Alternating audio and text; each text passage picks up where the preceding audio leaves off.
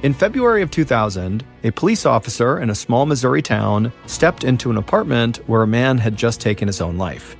Now, this police officer felt bad for the guy, but at the same time, when he walked inside the apartment, he fully expected this to be a pretty straightforward and easy case. Man commits suicide, the end. However, after walking over to the body, the officer spotted something odd laying on the ground near the dead man's head. It was a book, and it was open to a page with writing on it. So the officer knelt down and read what was on the page, and it sent shivers down his spine. Clearly, this writing was meant to be found. But before the officer could flag this to anyone at the scene, another discovery was made. A videotape was found in the dead man's trash can, and when the police watched that video, they were not prepared for what they saw. But before we get into that story, if you're a fan of the strange, dark, and mysterious delivered in story format, then you've come to the right podcast, because that's all we do, and we upload twice a week, once on Monday and once on Thursday. So if that's of interest to you, the next time you're working out at the Amazon Music Follow Button's home gym, be sure you sweat like a pig all over everything, but when you're done, don't wipe anything down. Okay, let's get into today's story.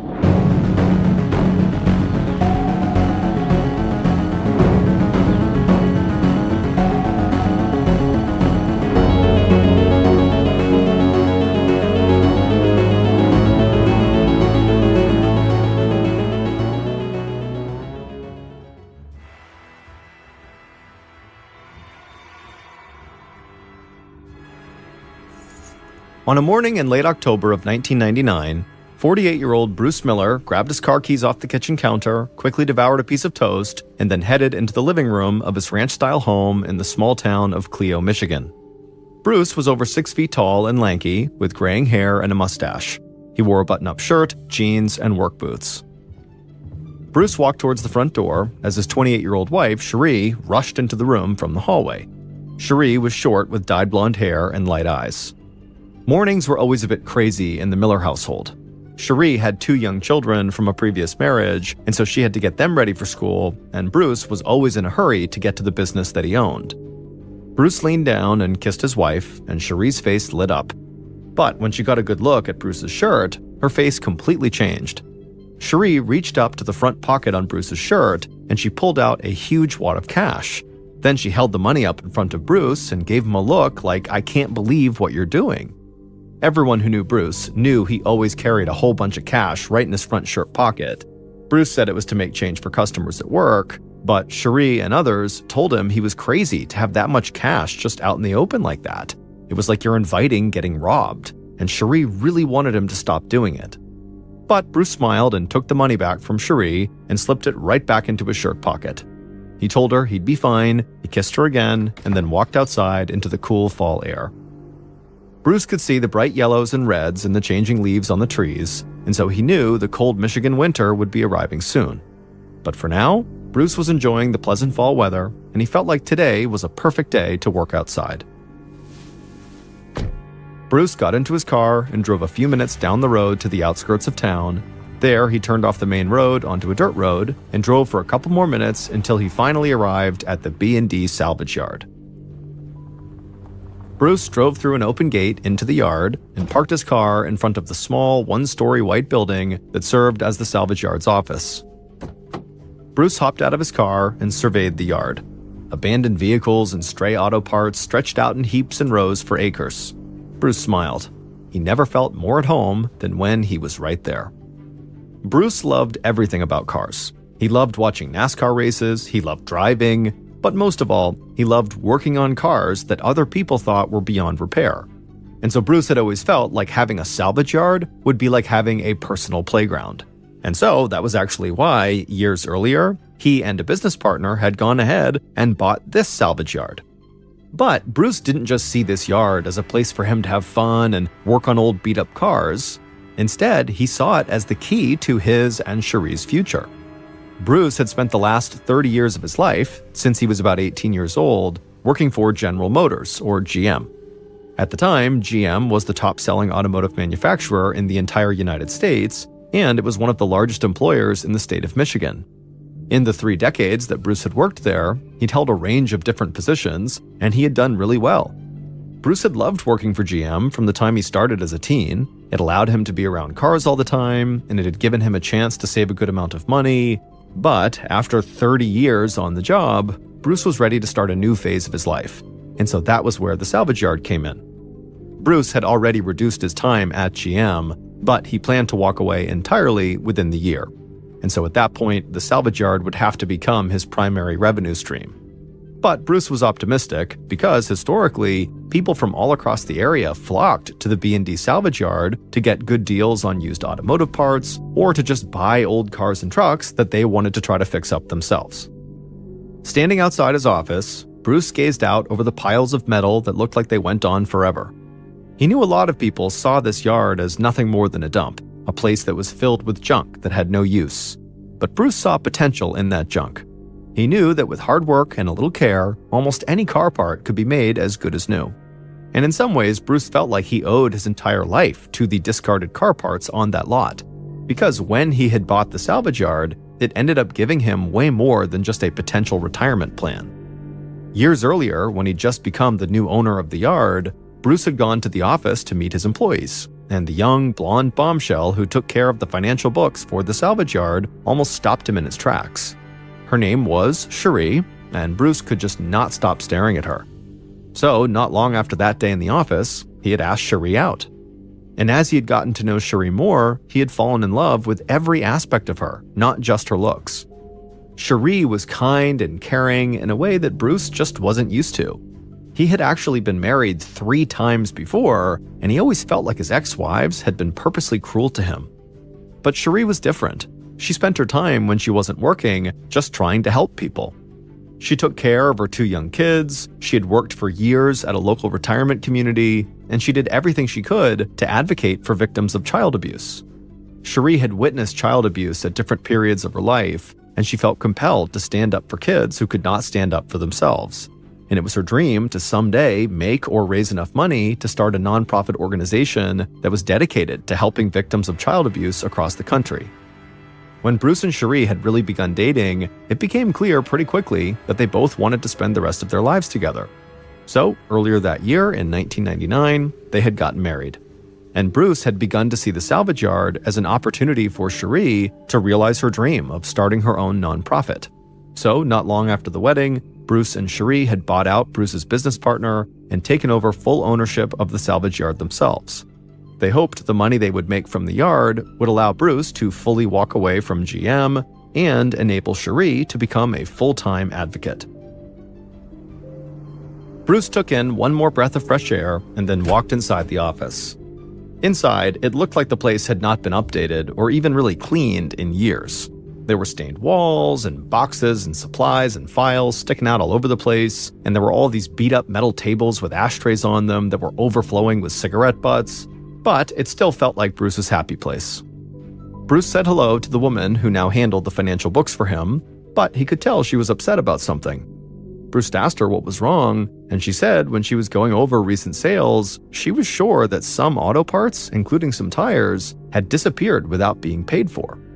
Bruce shook his head.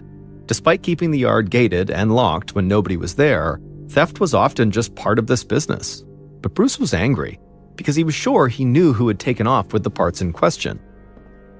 So Bruce walked to the cluttered front counter, sat down in a swivel chair, picked up the phone, and called a man named John Hutchinson. John had been an employee at the salvage yard when Bruce first took over, and almost right from the start, the 2 men had clashed.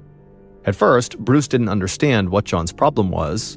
After all, Bruce was a pretty laid-back guy who did his best to get along with everyone. But eventually, Sheree had told Bruce that she knew why John didn't like him. Sheree and John had once dated. And even though Sheree had broken things off, she believed John still had a thing for her, and so he was jealous when she and Bruce had started dating. Even with that news, Bruce still tried to get along with John. He felt like it wasn't right to just get rid of John simply because, at one point, he had dated Sheree. But after a short time of working together, John had basically given Bruce no choice. The 2 men just kept clashing at work, and then Bruce discovered that John was selling parts from the yard to his friends and family for way below asking price. And then John had just begun outright stealing things from the yard. So Bruce had fired John. But the stealing didn't stop. John knew every way in and out of the salvage yard, and even though Bruce couldn't prove it, he was pretty sure John was still ripping him off. Bruce clutched the phone tight when he heard John's voice on the other line, and within a few seconds, the two men were screaming at each other on the phone. Bruce accused John of stealing, and John denied that he had done anything, and he attacked Bruce for firing him out of sheer jealousy. Finally, Bruce slammed the phone down and took a deep breath. Then he walked outside, made his way through the salvage yard, and began to look for a car to work on to take his mind off the fight he'd just gotten into. And after spending a large chunk of his day outside in the beautiful fall weather working on cars, Bruce did feel a lot better. So by the time Bruce got home that night and had dinner with Sheree and her two young kids, he was able to stay calm when he told Sheree about the phone call he'd had with John. Sheree said she was sorry he had to deal with that she couldn't help but feel a bit responsible for the trouble John continued to cause her husband. But Bruce told her, don't worry, it was not her fault at all. Later that night, after Sheree and Bruce got the kids to bed, Sheree suddenly had this huge smile come across her face, and before Bruce could ask her why she was so happy, she just grabbed his hand and led him into their small home office. There, Sheree went to the computer on the old wooden desk and turned it on and waited for the dial-up internet to connect. Then, after it connected, Sheree, still with her huge grin on her face, pulled up an internet chat room and pointed at the screen for Bruce to see. Back in 1999, the internet was really just starting to take hold in the United States, and more people than ever before were connecting with each other online, mostly through instant messaging services and also through chat rooms where people could meet others who shared the same interests. Being 20 years younger than her husband, Sheree had grown up loving video games, she'd gotten into computers as soon as they became common in households across the US, and now she loved the internet. And recently, Sheree had found a number of chat rooms where she said she could talk to people from all over the country and maybe even all over the world who were also advocates for victims of child abuse. And so that was what she was pointing at on the screen, was one of those chat rooms.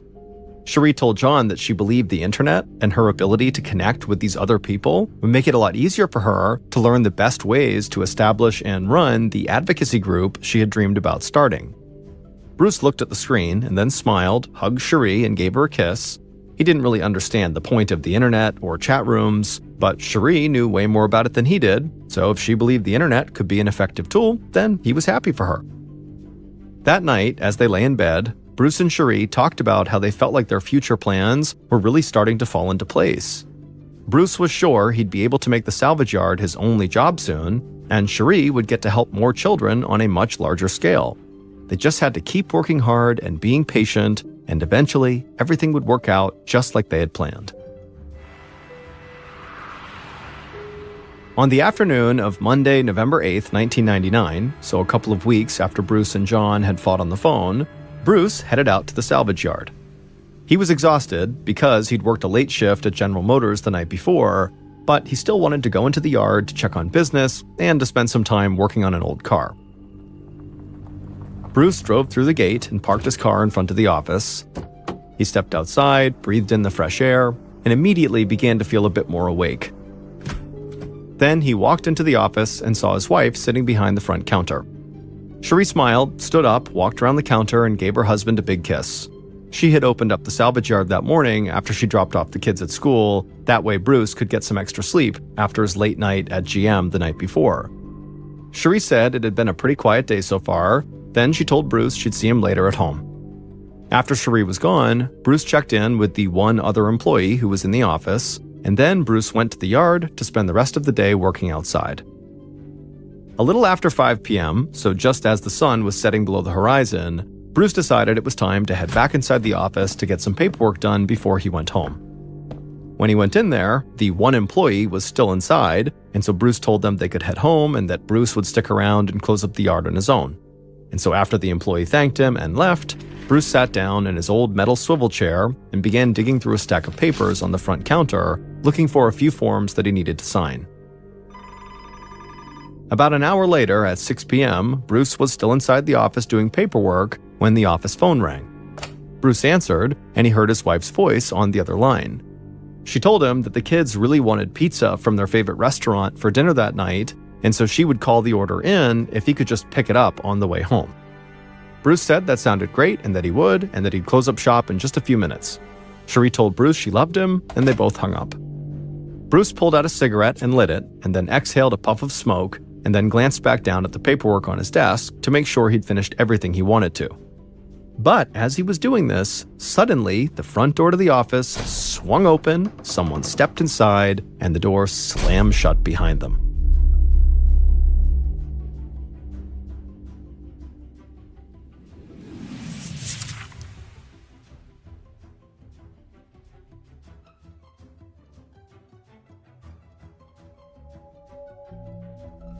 A little after 8 p.m., so 2 hours after Sheree had talked to Bruce on the phone about pizza, she paced around her living room.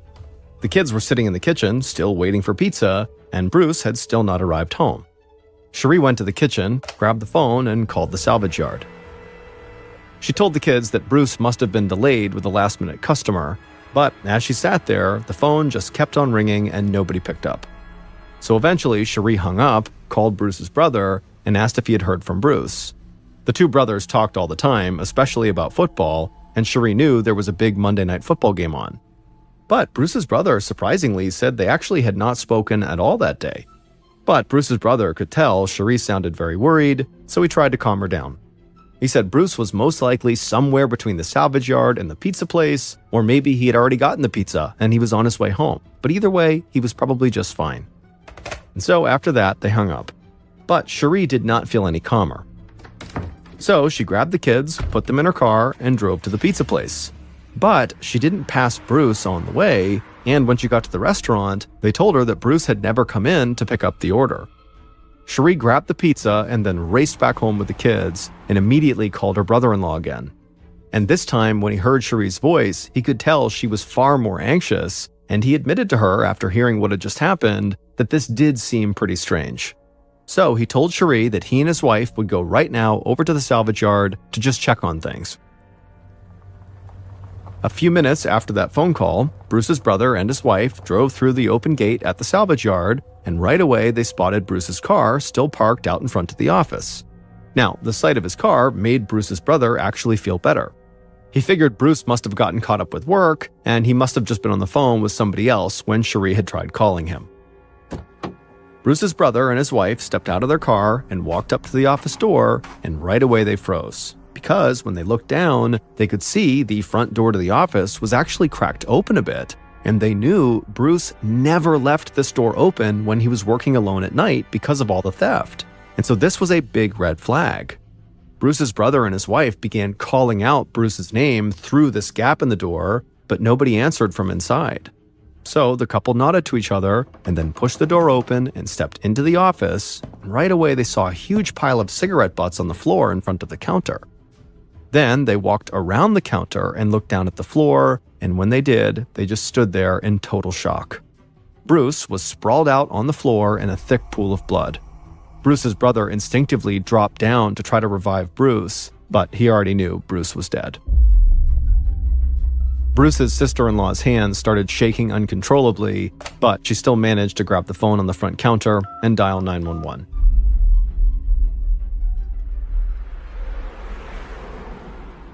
About an hour after the 911 call, Detective Sergeant Ives Petrovka of the Genesee County Sheriff's Department drove down a dirt road towards the salvage yard. And as Petrovka got closer, he began to look around and think to himself that the salvage yard at night seemed kind of menacing.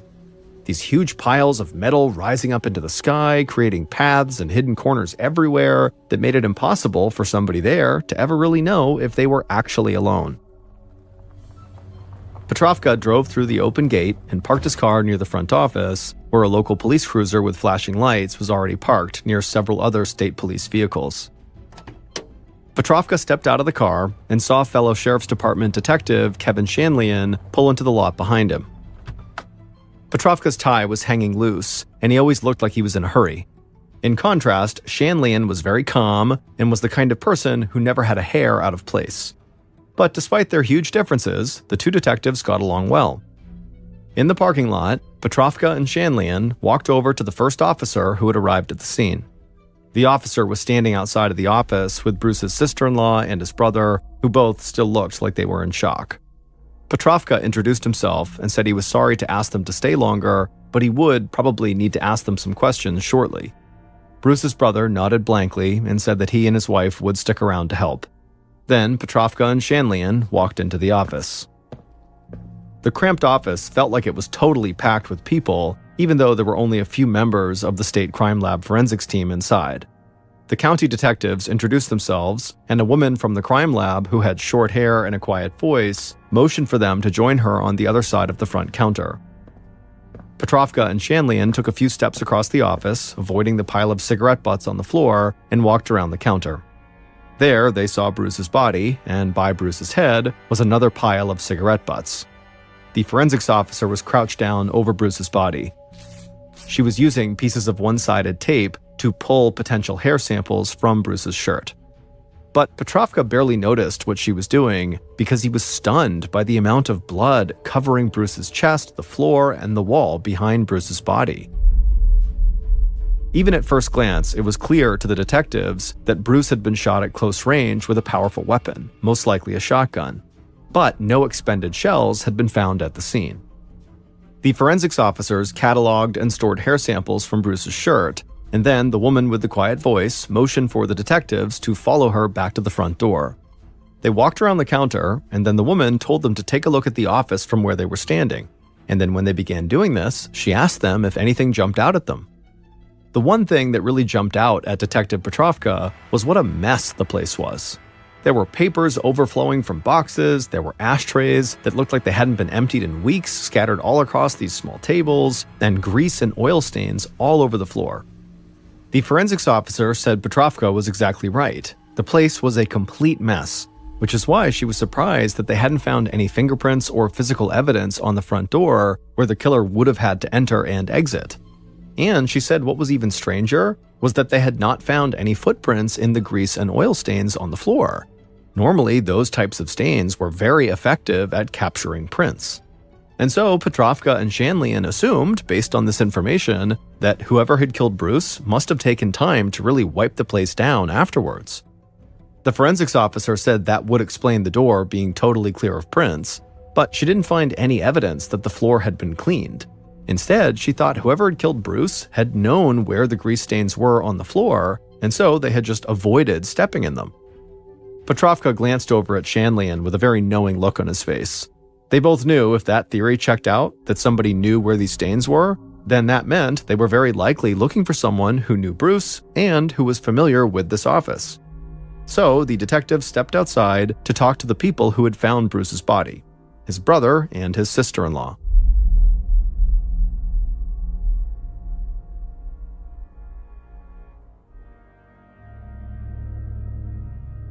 Outside in the salvage yard, Bruce's brother saw the detectives walking his way, and so he tried to pull himself together.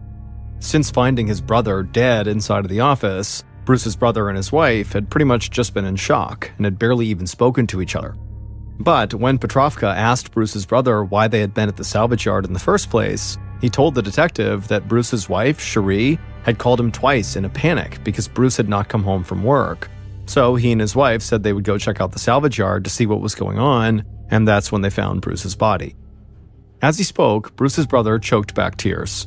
He told the detectives that he'd already called his mother to tell her that Bruce was dead, but that he couldn't bring himself to say what had happened to him. So he just told her that they thought Bruce might have had a heart attack. After speaking with Bruce's brother and sister-in-law for several minutes, Petrovka and Shanlian felt like these two witnesses were telling the truth. It was way too early to actually rule anyone or anything out, but the detectives felt like they'd learned everything they could from Bruce's brother and his wife for the time being. And so now the detectives wanted to talk to Bruce's wife, Sheree, to see if she had any information that could help. The detectives thanked Bruce's brother and his wife for coming and talking to them, and then the detectives got into their cars and headed towards town. It was well after midnight on November 9th, so several hours after Bruce's body had been discovered, when Petrovka and Shanlian stepped inside of Bruce and Sheree's house. The detectives stood in the living room, and Sheree sat on the couch. Her face was pale, almost gray, and she looked totally lost. Sheree had heard about what happened to Bruce from her mother-in-law, and then also a uniformed police officer had come by her house to confirm the news. But neither of them had told Sheree what actually happened. All they told her was that her husband was dead. However, now, the two detectives told Sheree what they actually found at the crime scene. and Sheree would tell them that she had been terribly worried about her husband when he didn't come home, but she never imagined anything as horrible as what they had just told her. Petrovka leaned down in front of Sheree and told her how sorry he was for her loss, and he was sorry that she had not been informed properly about what happened.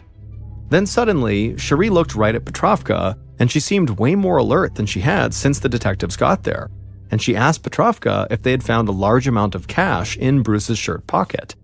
Petrovka said they had not found any money, at which point Sheree explained that her husband always had like a couple of $1,000s in cash in that front pocket.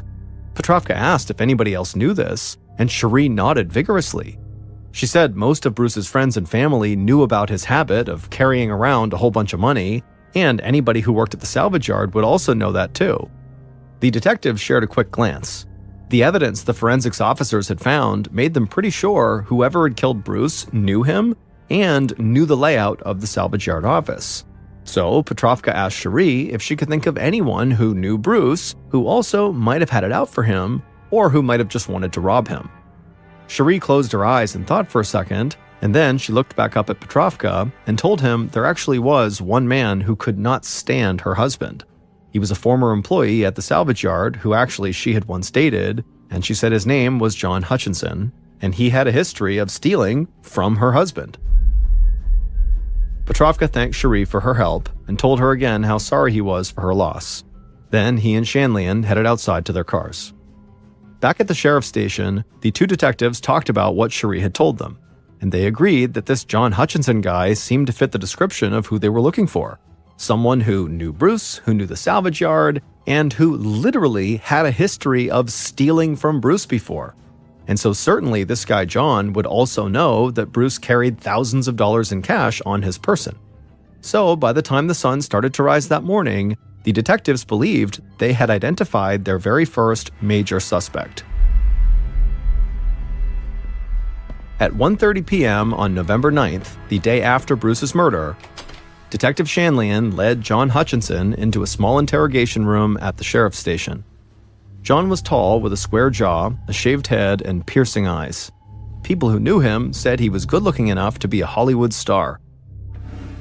Shanlian motioned for John to take a seat at a small table in the center of the room, and Shanlian then sat down across from him. The room was warm, and John was already sweating, but Shanlian figured that might have more to do with nerves than with the room's temperature. Shanlian was very calm, and he had an ability to put people at ease really quickly, which is why he'd been chosen to conduct this interview. Shanlian said he knew John was nervous, and that was totally normal. Shanlian said he was not going to try to trick John or get him to say anything that wasn't true. He just needed John to answer a few simple questions. John nodded and said he wanted to help. During the course of the interview, Shanlian got John to talk about his past relationship with Sheree, and he even got him to admit that he had, in fact, stolen auto parts from the salvage yard before. But John also said that he had owed Bruce money. When Shanlian heard that, he barely reacted, but inside, he thought that information made John an even more likely suspect. Then, Shanlian asked John if he owned any weapons. John said he was a hunter, so yes, he had several rifles and a shotgun. Now, at this point, Shanlian knew Bruce had been killed with a shotgun, so he leaned forward and started to press John a little bit harder. He asked a series of rapid-fire questions, keeping the focus on John's past with Sheree and his strained relationship with Bruce. But John kept insisting that, whatever issues he'd had with Bruce, none of them would have led John to kill Bruce. He even said that Bruce had always been pretty cool to him, and that he himself was probably to blame for the tension between them. Then, without prompting from Shanlian, John stood up and said, "Hey, can I take a lie detector test?" He'd seen on TV and movies that a lie detector test could prove he was innocent. Shanlian said he would have to make a quick call first, but he was pretty sure they could schedule a polygraph test for John that day. So John sat back down and said the test would make it clear he really did have nothing to do with Bruce's murder. At this point, Shanlian nodded, got up, and walked out of the room. But he didn't leave to go set up the polygraph test just yet. Instead, he joined the other members of the investigative team behind a two-way mirror that looked into the interrogation room where John was. And when Shanlian looked through that mirror, he saw something that totally threw him for a loop. John was sitting in the interrogation room alone, and then suddenly he just bent over and began sobbing. And the sobbing didn't stop, and it went on for so long that eventually Shanlian and the others decided that this guy must be having a total breakdown. Finally, after several minutes, it seemed like John was beginning to calm down, and so Shanlian stepped away from the mirror and went and scheduled the polygraph test, and then he returned to the mirror looking back into the interrogation room. By this point, John had managed to calm himself down a bit, but it was clear he just could not stop crying. Shanlian and the others had no idea if this guy was just totally racked with guilt over something he had done, or if maybe just the pressure of being in this interrogation room had caused him to kind of snap. A little later that day, John would sit down for his polygraph test, but he would keep changing his answer to every question, and then by the end of the test, it was clear John had just failed. And so Detectives Shanlian and Petrovka became even more convinced that they had found Bruce's killer. On November 13th, 1999, 5 days after Bruce's murder, members of the investigative team stood amongst Bruce's friends and family in a cemetery for Bruce's funeral. Bruce's casket was driven through the cemetery on the back of a flatbed truck, and inside the closed casket, Bruce was dressed in a black Dale Earnhardt jacket. Dale Earnhardt had always been Bruce's favorite NASCAR driver. Everyone there thought the entire funeral was the perfect send-off for a man who had loved cars as much as Bruce. Detectives Petrovka and Shanlian listened as Bruce's brother talked about how happy Bruce had been in the final days of his life. Bruce's business was doing well, and he finally saw a future where he could be his own boss at a place he loved, and Bruce's brother said that after years of searching and many failed marriages, Bruce had finally found the woman of his dreams in Sheree, and that Bruce had really come to love her kids like they were his own. Hearing about how loving Bruce had been to his family and friends really made Petrovka and Shanlian want to bring his killer to justice as soon as they could. They knew nothing would ever bring Bruce back, but his family deserved some kind of closure. And with their main suspect, John Hutchinson, right in their sights, the detectives thought they were very close to actually solving this case. But in the following weeks, Petrovka and Shanlian could not find any evidence that directly linked John to the scene of the murder. Now, they didn't think this proved that John was innocent, really kind of the opposite. They thought this just showed that John really did know how to cover his tracks at the salvage yard. They even brought John in for a second polygraph test, and he failed it again. Still, investigators and the district attorney didn't think they had nearly enough evidence to actually convict John if this case went to court. So, as 1999 came to an end, Bruce's murder remained unsolved. At that time, Detective Petrovka had been training in the relatively new field of computer forensics, an investigative practice that looks at data and evidence from computer devices potentially used in crimes. And Petrovka had proven to be quite good at computer forensics, and he had set his sights on working for state authorities in this new field. But he made it clear to Shanlian and the rest of the investigative team that he was still fully committed to Bruce's case. He wanted to bring Bruce's killer to justice. But as January 2000 passed by with still no more new evidence linking John Hutchinson to the murder, both Petrovka and Shanlian began to worry that maybe they had set their sights on the wrong person. On February 17, 2000, so over 3 months after Bruce's murder, Petrovka was sitting at his desk when he got a call from a police officer in nearby Flint, Michigan. As Petrovka listened to the officer on the other line, he couldn't help but feel really confused. The Flint officer said he'd received a call from an attorney who worked in a small town in Missouri. That attorney had spoken to local law enforcement in that Missouri town, and they had told him that they'd stumbled onto a case that they believed was somehow linked to Bruce Miller's murder in Michigan. And so after this officer explained everything they could to Petrovka, Petrovka hung up the phone feeling pretty excited, but also still feeling pretty confused. How could anything in this random small Missouri town be connected to this Michigan murder case he had been working on for months? But nonetheless, Petrovka pushed forward and contacted the local police department in that Missouri town, as well as the county sheriff's department that had jurisdiction in that area. Then, after talking to both of those departments, Petrovka rushed over to Shanlian's desk and told him they might have a huge break in the Bruce Miller case. Petrovka said he was going to book a flight to Missouri, and he would know more when he got back. The following day, Petrovka was in Missouri, meeting with detectives and sitting in on interviews regarding a suicide that had happened in this small town. And this suicide was the case that police believed was linked to Bruce's murder. And sure enough, by the time Petrovka returned to Michigan a couple of days later, he was absolutely positive he knew who had killed Bruce and how they'd done it.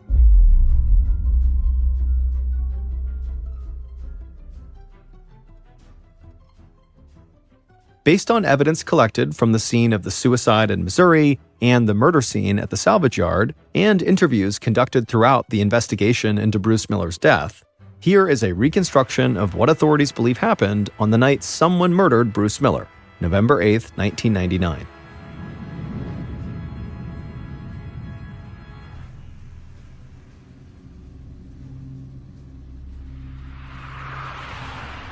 On that day, at around 2 p.m., the killer pulled into a rest stop in Flint, Michigan. The killer stepped out of their car and stretched their legs. They had been driving non-stop for over 10 hours. After stretching, the killer walked across the parking lot to the rest stop payphone. They put a coin in, dialed a number, let it ring once, and then hung up. The killer then stepped away from the phone, walked over to a picnic table, sat down, and waited. The air was cool, and the killer felt relaxed for the first time since they'd started driving earlier that morning. A few minutes later, the killer saw a car pull into the same rest stop parking lot they were in, and they watched as a person got out of that car and walked right towards them. The killer stood, and the person who had just arrived handed them a cell phone. Then the person headed back to their car, and the killer slipped that cell phone into their jeans pocket and then sat back down at the table. After sitting at the rest stop for hours, that cell phone in the killer's pocket began to ring. Killer calmly pulled it out and answered the call. They spoke to the person on the other line, and then afterwards the killer walked to their car. At about 6:45 p.m., almost 5 hours after arriving at that rest stop, the killer cut their headlights off as they drove down the dirt road leading to the salvage yard. They pulled through the open gate and parked their car several yards away from the office. The killer stepped out of the car, walked around to the back, and opened up the trunk. They reached inside and pulled out a shotgun. The killer closed the trunk, and then they marched right up to the front door of the office. They threw it open and slammed it shut behind them. Bruce, who was inside the office, looked up from behind the counter right as the killer raised that shotgun and fired. A deafening bang echoed off the walls inside the office, and the shell from the shotgun struck Bruce right in the throat. Blood and gore spilled and spattered on the floor and walls. The force from the shot actually spun Bruce's metal swivel chair around, and his arm hit an ashtray as he tumbled from the chair to the floor, scattering cigarette butts on both sides of the counter. The killer took a breath and lowered the shotgun. Then they looked down at the floor and took note of several grease stains. Then they stepped around the counter, being very careful to avoid those grease stains. Once the killer had made it around to the back of the counter, they stared down at Bruce, and they were sure he was dead. So the killer reached into their pocket, grabbed that cell phone, and made a call. They let it ring once and then hung up. The killer then slipped the phone back into their pocket, walked to the front door, avoiding the grease stains again, and walked back outside to their car. The killer put the shotgun back in the trunk. Then they got into the driver's seat and began the 10-hour drive back to where they had come from. And as the killer's car headed down the highway into the darkness, the person who had delivered the cell phone to the killer at that rest stop walked into their kitchen. And they told their 2 kids that Bruce, their stepfather, would be home soon with their pizza. Bruce's wife, Sheree, had orchestrated Bruce's murder. It would turn out that Sheree had not been using those online chat rooms to find other people who were advocates for victims of abuse. Instead, she had been visiting chat rooms to play out her sexual fantasies with men from all across the country. And whenever she found a man she liked, she would send them explicit photos of herself online, and she would also literally mail them explicit videotapes of herself, because in 1999, most people were not sharing videos online yet. And one man in particular who had met Sheree in one of these chat rooms, and who had received photos and videos from her, had fallen totally in love with her. He was 39 years old from Missouri, and his name was Jerry Cassidy. After talking for a few weeks via chat rooms and an online direct messaging service, Sheree and Jerry had carried out their digital affair in real life. Sheree had flown to a couple of different cities to meet and have sex with Jerry. And when Sheree was with Jerry, she concocted this far-fetched fantasy life for herself in which her husband, Bruce, was actually this powerful member of an organized crime family who regularly beat her and threatened to kill her. Then, a couple of months before Bruce's murder, Sheree sent a message to Jerry to tell him she was pregnant with Jerry's baby.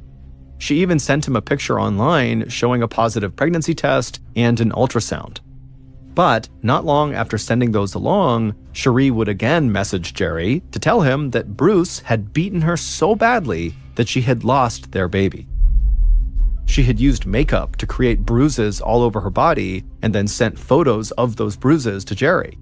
And Sheree told Jerry that she would never be safe and they could never be happy together until Bruce was dead. And after seeing these horrible photos of Sheree with all these bruises on her and believing that he and Sheree had just lost their child, Jerry agreed to go kill Bruce. So, via online direct messages, Sheree planned the entire murder with Jerry. She chose the rest stop where they would meet, she bought the cell phone he would use to let her know the job was done, and she was the one to tell Jerry to make sure he didn't step in any of those grease stains on the salvage yard office floor. And so Jerry would carry out the murder, and then afterward, he waited patiently for Sheree to come join him in Missouri. But in the weeks and months following the murder, Sheree started ignoring Jerry, and she eventually told him that she actually didn't want to be with him anymore. Feeling alone, betrayed, and totally riddled with guilt, Jerry took his own life. And so when local police arrived at Jerry's apartment in Missouri after receiving a call from one of his family members, they would find a Bible next to Jerry's body. The Bible was open to a verse in the Gospel of Matthew that read, quote, "Do not murder, and anyone who murders will be subject to judgment," end quote. Then, police also found a videotape in Jerry's trash can, and when they played the tape, they saw a scantily clad Sheree making explicit sexual comments directly to Jerry. That's when Missouri authorities learned about the murder of Sheree's husband in Michigan, at which point they contacted that Flint police officer, who then called Detective Petrovka. After returning from Missouri, Petrovka confiscated Sheree's computer, and using his skills in computer forensics, he was able to uncover the entire murder plot that she had carried out with Jerry online. Sheree was ultimately convicted of conspiracy to commit first-degree murder, and she was sentenced to life in prison with the possibility of parole in 2055. From prison, Sheree would admit her guilt. She said Bruce had been a good man and had never done anything wrong.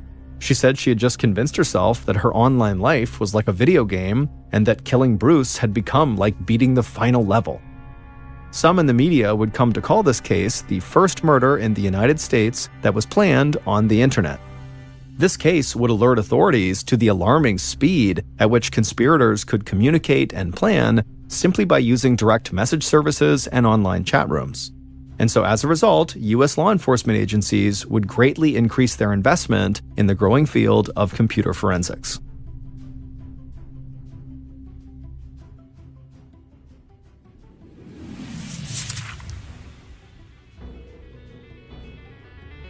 Thank you for listening to the MrBallen Podcast. If you enjoyed today's story and you're looking for more strange, dark, and mysterious content, be sure to check out all of the Ballen Studios podcasts.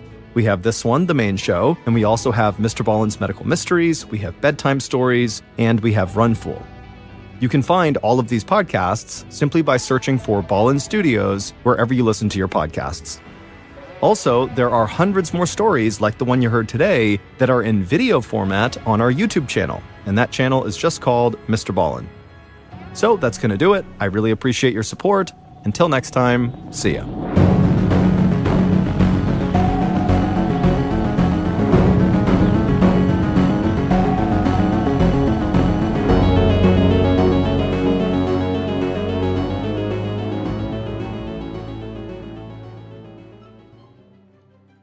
On the morning of Sunday, November 17th, 1991, two brothers were driving in their pickup truck down a road in the small town of Conway, South Carolina.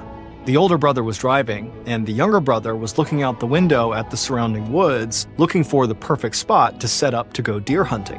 But as they rolled along, suddenly the younger brother said, "Hey, I see something." And so the brother quickly pulled over, parked the truck, they both got out, and the older brother was expecting his younger brother to head into the woods and show him what he found. But instead, the younger brother didn't go to the woods. He turned towards the middle of the road right out in front of their vehicle, and he stopped in front of this big stain on the ground. When the older brother walked up next to him, they both looked down and they could tell this was a huge pool of dried blood.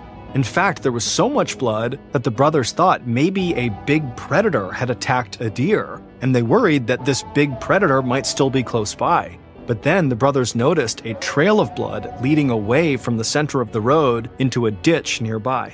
So they followed the blood trail, they reached the ditch, and they stared down into it. Seconds later, the brothers were running for their truck so they could go alert police. But before we get into that story, if you're a fan of the strange, dark, and mysterious delivered in story format, then you've come to the right podcast because that's all we do, and we upload twice a week, once on Monday and once on Thursday. So, if that's of interest to you, please offer to fill up the ice tray for the Amazon Music follow button, but instead of water, use bleach. Okay, let's get into today's story.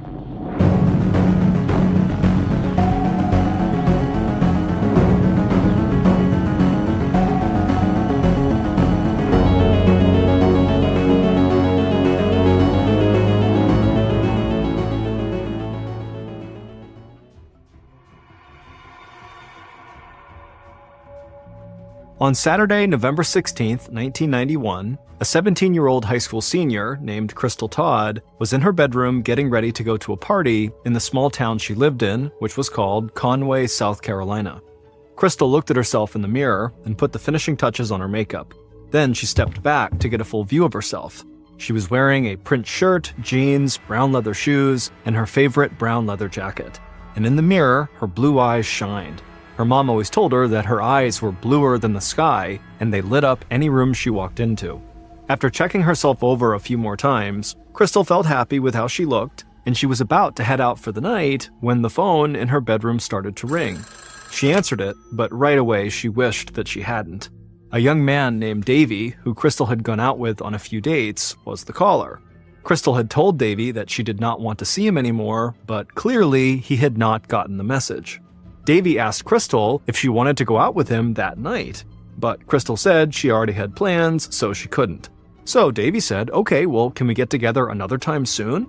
Crystal had always been taught to be polite, so she took a deep breath and in a sweet voice told Davey again that she did not think they should see each other anymore, but she hoped they could still be friends. Then Crystal hung up the phone, grabbed her purse, and headed into the living room where her mom was sitting on the couch. She told her mom that she was going out and gave her a hug. Her mom reminded her to be home by 12:30, and Crystal just smiled and nodded. Crystal almost never missed her curfew, and even if she was going to be home just a few minutes late, she always called her mom ahead of time to let her know. So Crystal said goodbye to her mom and stepped outside onto the large wooden porch in front of their traditional country-style house. Then Crystal walked across the yard to her new blue Toyota Celica car parked out front. She climbed into the driver's seat, started the car, and immediately felt a rush of excitement. Crystal loved this car. It had been an early graduation present from her mom. Her mom had even gotten her vanity license plates that read C. Todd. Crystal leaned across the passenger seat, opened up the glove compartment, and grabbed a cassette tape from inside. She put the tape into her stereo, turned the music up loud, and then pulled away from her house and turned onto a tree-lined road that led toward the center of town. Just being behind the wheel of her beautiful new car gave Crystal a sense of freedom that she rarely felt in this small town where almost everyone knew everyone else's business. And as she drove, she looked out at the dense woods that surrounded most of Conway and thought about what her life would be like once she finally left her hometown. Crystal loved her mom and her friends, but she dreamed of driving her new car out of Conway and going to college in another city where she could finally meet some new people and have some new experiences. Crystal finally reached the center of town and drove past the shopping mall and a few fast food restaurants. Then she turned onto a side road, and after following that road for a few miles, she arrived at the house where the party was going to be that night. When Crystal stepped inside the house was already packed with teenagers, and music was blaring from the stereo. One of Crystal's friends immediately came up to her and asked if she was meeting Davy there. Crystal frowned and said no, she was not, and she actually hoped Davy would not show up to this party at all. But Crystal would tell this friend that there actually was another guy Crystal was hoping to see at this party. But when Crystal's friend asked her who this guy was, Crystal just smiled and didn't say anything, like she was keeping a big secret. Then Crystal poured herself a beer into a red plastic cup and stepped away into the crowded living room. Crystal was fairly short. She was only 5 foot 3 inches tall, so once she was in the room, she got up on her toes and craned her neck to see over everybody in the room, but she didn't see the guy she was hoping to see. So she weaved her way through the crowd and found her way to the living room couch. For the next couple of hours, Crystal sat right there drinking a beer, periodically scanning the crowd in hopes of seeing this new guy, but he never appeared. And as Crystal scanned the room that night, she started to become more and more aware of all the happy couples dancing and talking to each other, and it started to make her feel really lonely. And as she started to feel lonely, she suddenly wished that her really good friend, Ken Register, had been there that night. Ken and Crystal had been friends since they were kids, and whenever they were together, Crystal never seemed to get bored. But Ken had graduated a year earlier, and he made it a point now not to hang out at high school parties. Finally, at around 11 p.m., when still this guy had not shown up to the party, Crystal got up from the couch, she made her rounds around the house saying goodbye to her friends, and then she headed back outside. The music from the party faded as she got into her blue car, and then after firing up the engine, she began driving back toward the center of town along the dark road. After a few minutes, Crystal passed the mall's brightly lit parking lot and then glanced at the clock on her dashboard. It was only 11:15, which meant she had a little over an hour before she had to be home for curfew. And Crystal was not about to waste an hour of freedom, so she decided she would at least go out and get some fast food before heading home. After driving a little further down the road, in the direction of the nearest fast food restaurant, Crystal eased off the gas and stopped at a traffic light. She turned up her music even louder and started singing out loud, but then she heard a car horn blaring over the music. She thought she must have missed the green light, but when she looked up, she saw it was still red. She heard the horn again and realized the car that was honking was right next to her. Crystal looked out her passenger side window at this other car, and when she saw who was driving it, she immediately smiled and waved, and the other driver rolled down their window, and Crystal did the same. She rolled down her passenger side window. Then the other driver, while shouting over the music, asked if Crystal wanted to hang out. Crystal's smile instantly grew much wider, and she said yes, definitely. She had about an hour until she had to go home. A moment later, the light turned green, so Crystal drove forward and pulled into the parking lot of a nearby middle school and parked. The other driver followed her. Crystal grabbed her keys and got out of her car, but left her purse behind. Then she made her way over to this other driver's car, she hopped in the passenger seat, and they took off. At 1 a.m. on November 17th, so about 2 hours after Crystal had left that party, her friend, Ken Register, who she had hoped would be at that party with her, was getting ready for bed. Ken had worked his construction job all week and then spent the previous night with his girlfriend at the go-kart track. He was exhausted and he knew he still had to get up early for church. But before he could lie down in bed, his telephone rang. He figured it must be his girlfriend calling to say goodnight, so he reached over and grabbed the phone, but right away he knew it was not his girlfriend and something was terribly wrong. Crystal's mom was the one calling him, and she was frantic. She said Crystal still was not home and had not called her to say she'd be late. And so Crystal's mom asked Ken if he knew where she was or if he had seen her that night. Ken told her that he had not been with Crystal that night, so he didn't know where she was, but he reassured her that, Crystal was probably just out with friends and had lost track of time and would be home soon. But nothing Ken said seemed to calm Crystal's mother down. Instead, she just kept saying, "Ken, I really think something is wrong. She's never late. And if she's going to be, she always calls."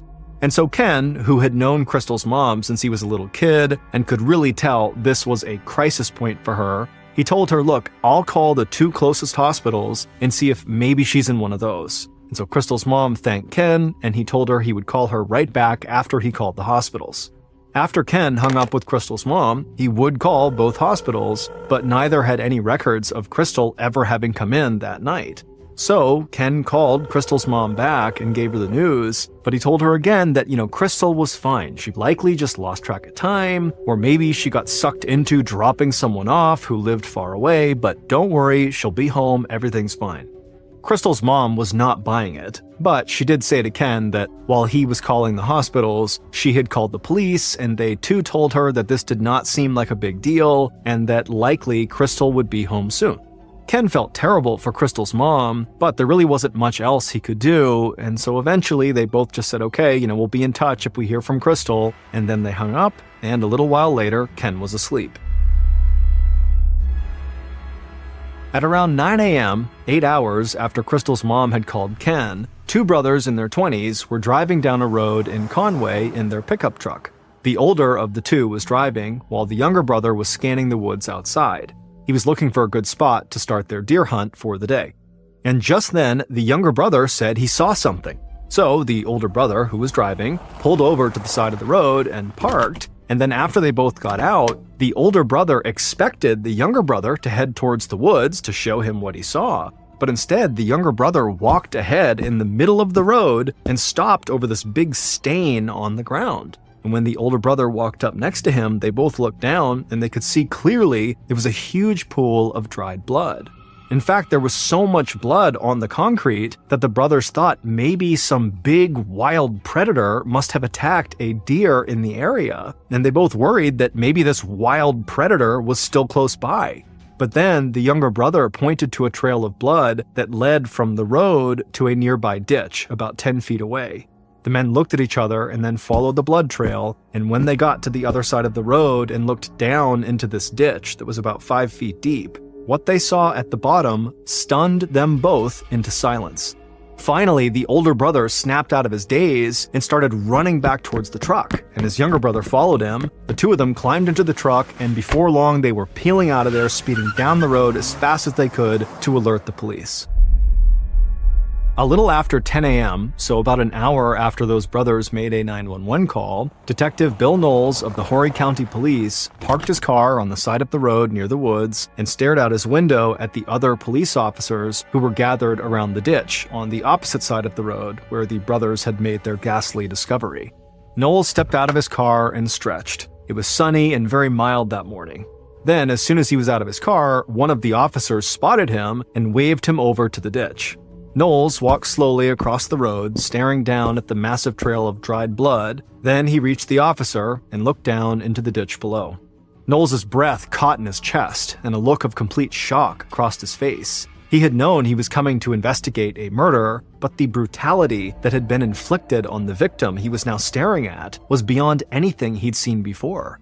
The victim had suffered multiple stab wounds, and whoever killed this person had been filled with a level of rage that Knowles could barely comprehend. Knowles asked the other officers at the scene if they had any details about who the victim was, but they told him that they hadn't located any identification or any vehicle nearby that might help them determine who this person was. So Knowles climbed into the ditch, he crouched down closer to the body, and began inspecting them. He saw there was a gold high school ring on the victim's right hand, so he asked one of the officers to take the ring off. The officer slipped on a pair of gloves and gently removed the ring. Then he held the ring up so he and Knowles could get a better look, and in the sunlight they could read the engraving on the inside of the ring clearly. It said, Crystal Todd. Knowles had children of his own, and so seeing this young woman whose life had been stolen from her really hit him hard. And so right there in the ditch, he leaned over Crystal's body and he quietly promised her he would find whoever had done this and he would bring them to justice. Then Knowles climbed out of the ditch and walked back towards his car. Officers would stay back at the scene to collect blood samples from the victim and from the road, and those samples would be passed on to forensics labs in the area to be tested. But Knowles knew those tests took time, and he wanted to start working right away. So he got into his car and he drove off, determined to keep the promise he had just made to that poor girl. Not long after leaving the crime scene, Knowles pulled up in front of Crystal's house, and he saw Crystal's mom pacing back and forth and smoking on the large wooden porch. He could tell she had not slept all night. Knowles dreaded this part of the job more than anything. but he wanted to make sure Crystal's mom learned about her daughter from him before everybody else in town heard the news. So Knowles took a deep breath, he stepped out of his car, and he approached her. He was tall and in his 30s, with a kind face and a warm demeanor, and when Crystal's mom saw him, she smiled, thinking he might have good news for her. But when Knowles reached her, he put his hands on her shoulders, and a grave look came across his face. And Crystal's mom knew her daughter was gone, and she started crying. In a gentle voice, Knowles told her that they had found Crystal's body, and he said how sorry he was for her loss. Then he made the same promise to her that he'd made to her daughter. He would find the person who had done this. Knowles said he hated to put her through anything else that morning, but he asked her if she could tell him anything about the night before that might help him figure out what had happened to her daughter. Crystal's mom could barely think. She was crying and her hands were trembling, and so she took a long drag on her cigarette and just tried to clear her mind for a second. Then she told Knowles that Crystal had gone to a party the night before and she hadn't come home for curfew. She said she had called around and nobody had seen or heard from Crystal, and one of her friends, Ken, had even called a couple of hospitals to see if maybe she was there, but she wasn't. And then after that, Crystal's mom just said she couldn't remember anything and she went back to smoking. Knowles told Crystal's mother again how sorry he was, and then he turned and walked back to his car. Crystal's mom watched him drive away from the house, and then she went back inside and collapsed on the couch, sobbing. Then she reached over and grabbed the phone and called Ken. On the other line, when Ken heard the news, he was totally devastated. With his voice cracking, he said he would come by as soon as possible. He would be with her so that Crystal's mom would not be alone.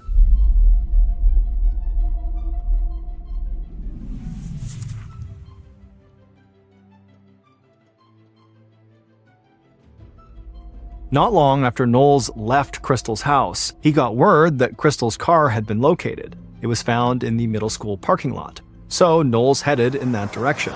When he arrived, he met several other officers in that parking lot, and he hoped Crystal's car could offer some clues as to what happened. The thing that struck Knowles immediately about the car was that there was no sign of a break-in or a struggle, and Crystal's purse was still in the passenger seat.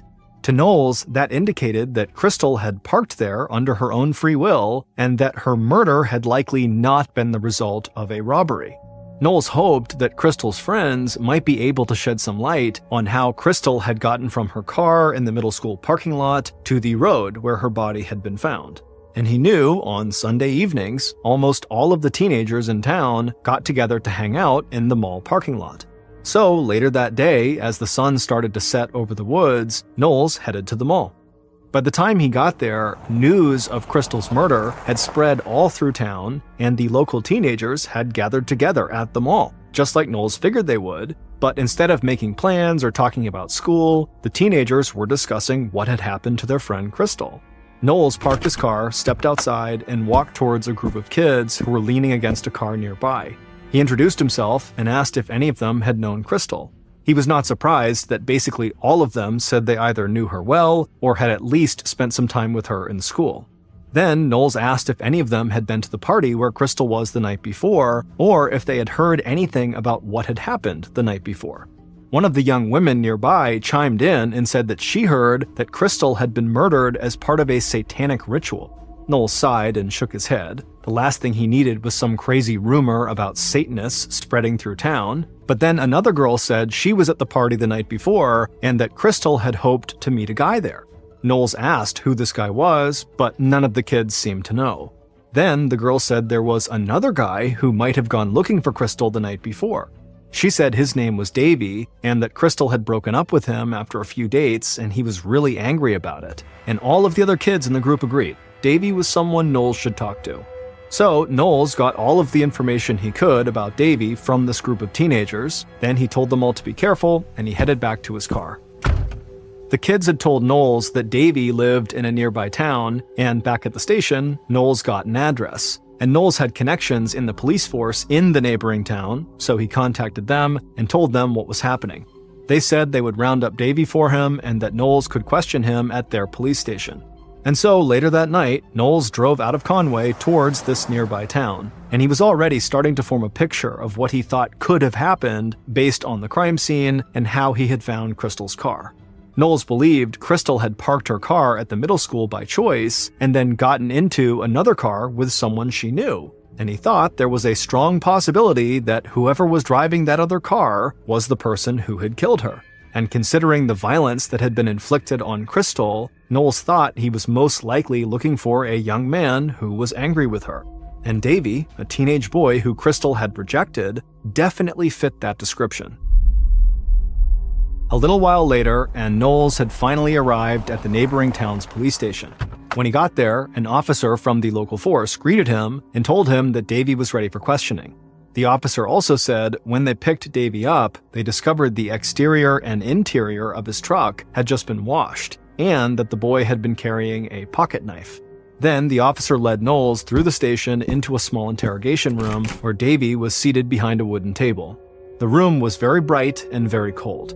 Knowles took a seat and stared across the table at Davy. Davy was 18 years old, tall and wiry, and he couldn't stop shifting around in his chair. Knowles' expression was blank, and he didn't give away anything he was thinking. Then, in a calm voice, he asked if Davy had killed Crystal.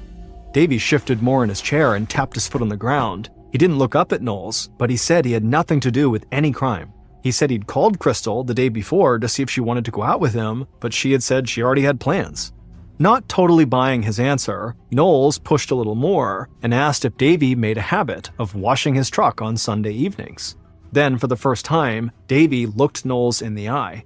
He smiled at the detective and said keeping his vehicle clean was very important to him. Knowles smiled back at him, at which point Davy looked back down at the floor. Then Davy cleared his throat and said again that he had not seen Crystal the night before and he hadn't even been in Conway. Knowles leaned forward across the table and asked if anybody could back up his story, and Davy said some friends had been with him, so yes. Davy fit Knowles' idea of the potential killer, but Knowles knew he still had to gather more information before he could determine Davy's guilt or innocence. The kid had been a little smug about cleaning his truck, but a lot of young men in the area went out of their way to keep their trucks looking really good. And Knowles knew a knife was most likely the murder weapon, but Davy carrying a pocket knife on him was not out of the ordinary because it was a pretty common practice amongst hunters and hikers in the area. So Knowles told Davy not to leave town and that police would be in touch if they needed more information. Then he walked out of the interrogation room, thanked the officers at the station for helping him, and headed back outside to his car. It had only been about 12 hours since Crystal's body had been discovered, but Knowles already felt like he was running out of time. He knew that the murder of a popular high school student could send panic through a small town like Conway, so he wanted to close the case as fast as possible and reassure everyone that their families were safe. But over the next several days, Knowles questioned all of Davy's friends, and they all corroborated his story that he had not seen Crystal or been in Conway on the night of her murder. And so Knowles started to feel like his chance to close this case quickly was slipping away. A week went by with no new leads in the investigation, and now Knowles found himself standing outside in a huge crowd of people gathered in the church cemetery who were desperate for answers. Over 1,000 people were there to attend Crystal's funeral, including almost every teenager who went to school with her. Knowles could hear crying throughout the crowd as the minister said his final prayer. Knowles and members of his team had come to the funeral to see if anything or anyone might stand out and offer them any sort of clue. But as Knowles watched Crystal's friends and family walk by her coffin to say their final goodbye, all he saw was a town in mourning. Crystal's death had affected everyone, and he knew her murder would stay with this community for decades to come.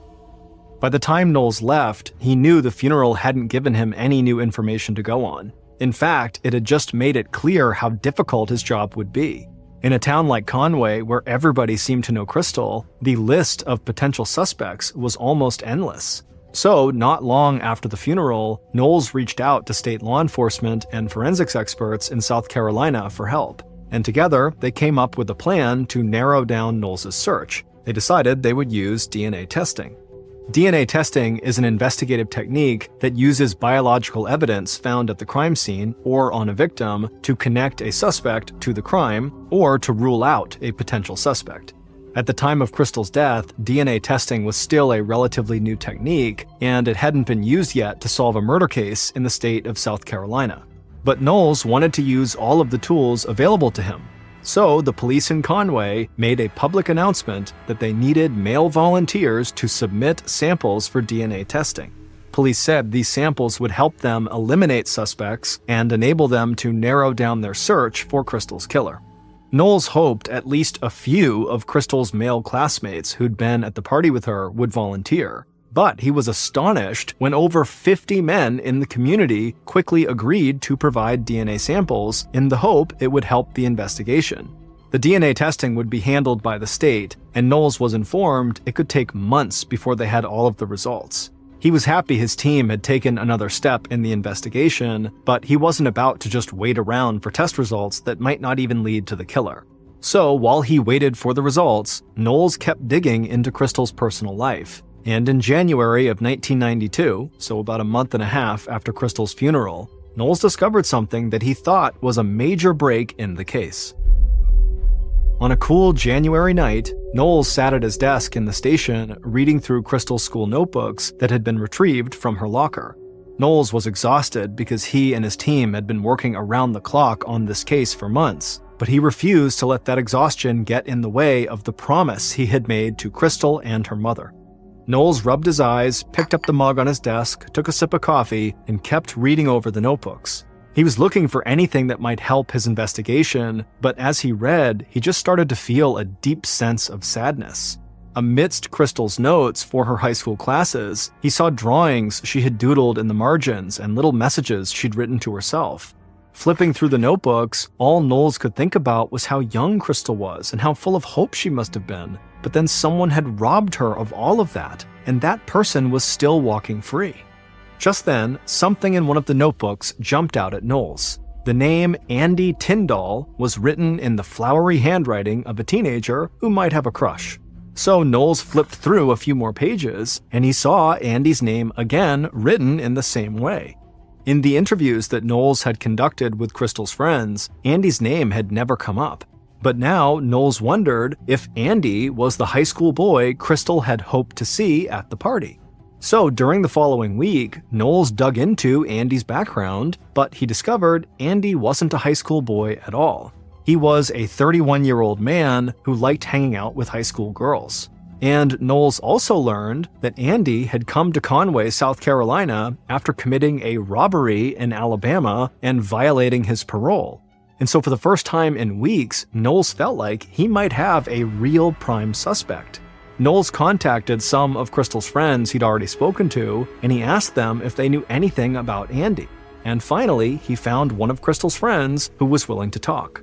Knowles met with this girl at her house, and she told him that Andy was like a secret between some of the girls at school. She said he was handsome, charming, and he had muscles like a bodybuilder. She said she didn't know if Crystal and Andy had ever gone out, but Crystal had definitely met him, and she wouldn't have been surprised if Crystal did have a crush on him.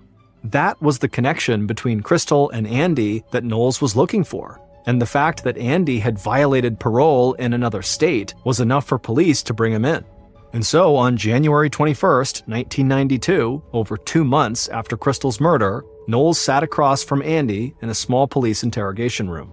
But unlike Davey, the nervous teenage boy Knowles had questioned earlier in the investigation, Andy was totally calm and collected. Knowles stared at Andy across the table and asked him if he had killed Crystal. Andy didn't flinch. He just said he'd only met the girl one time, months before the murder, and had never seen her again. Knowles, who almost always kept his cool, started to get frustrated. He took a deep breath and he asked Andy why a 31-year-old man was hanging out with high school girls. But Andy said he had just talked to some of the high school girls when they'd ended up at the same events in town. Nothing more than that. Then Knowles took another breath and just stared at Andy, trying to get a read on him. Knowles wasn't sure if Andy was guilty, but his name was in Crystal's notebook and he was a known criminal, and Knowles didn't want to just let him walk. So Knowles leaned forward in his chair and asked if Andy would be willing to submit samples for DNA testing. Andy stared back at Knowles for a bit, and then in the same calm voice he'd had throughout the entire interview, he said he would do it. Andy's DNA samples would be added to the other DNA samples that state authorities were already testing from the volunteers around town. And in early February of 1992, almost 3 months after Crystal's murder, Knowles would finally see the results from those DNA tests. and Knowles' theory that the killer was a man who felt Crystal had wronged him in some way would be proven true, and Knowles would rediscover a detail from his investigation that would solidify the killer's motive. Based on DNA test results, evidence collected at the murder scene, and interviews conducted throughout the investigation, here is a reconstruction of what police believe happened to Crystal Todd in the early morning hours of November 17, 1991. At about 11:15 p.m. on November 16th, Crystal's killer cruised down the tree-lined road that cut right through Conway in his blue Plymouth Sundance car. He passed by the mall and glanced out the window to see if anyone was hanging out, but the parking lot was empty, so he kept on driving. It was getting late, but he really wanted to find a girl to spend some time with. Then he looked up the road ahead of him and saw a car coming to a stop at a red light. He looked closer and saw the vanity license plates that said C. Todd, and he started laughing.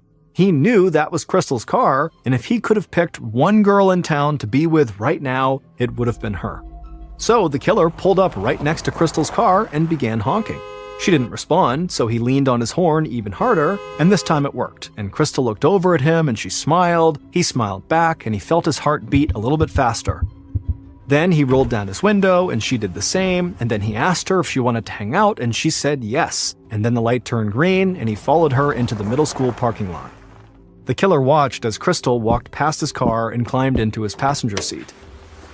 Once she was in the car, he started driving, and they began talking about the party she had just gone to.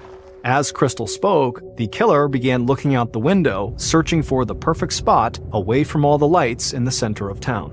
And when those lights were far behind him in the rearview mirror, and the road was so dark they could barely see the woods on either side, he pulled off the road and parked.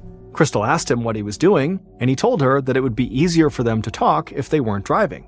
His heart started beating faster, and he was breathing heavily. He looked at Crystal and smiled. Then he took off his seatbelt, he leaned over the passenger seat and tried to kiss her.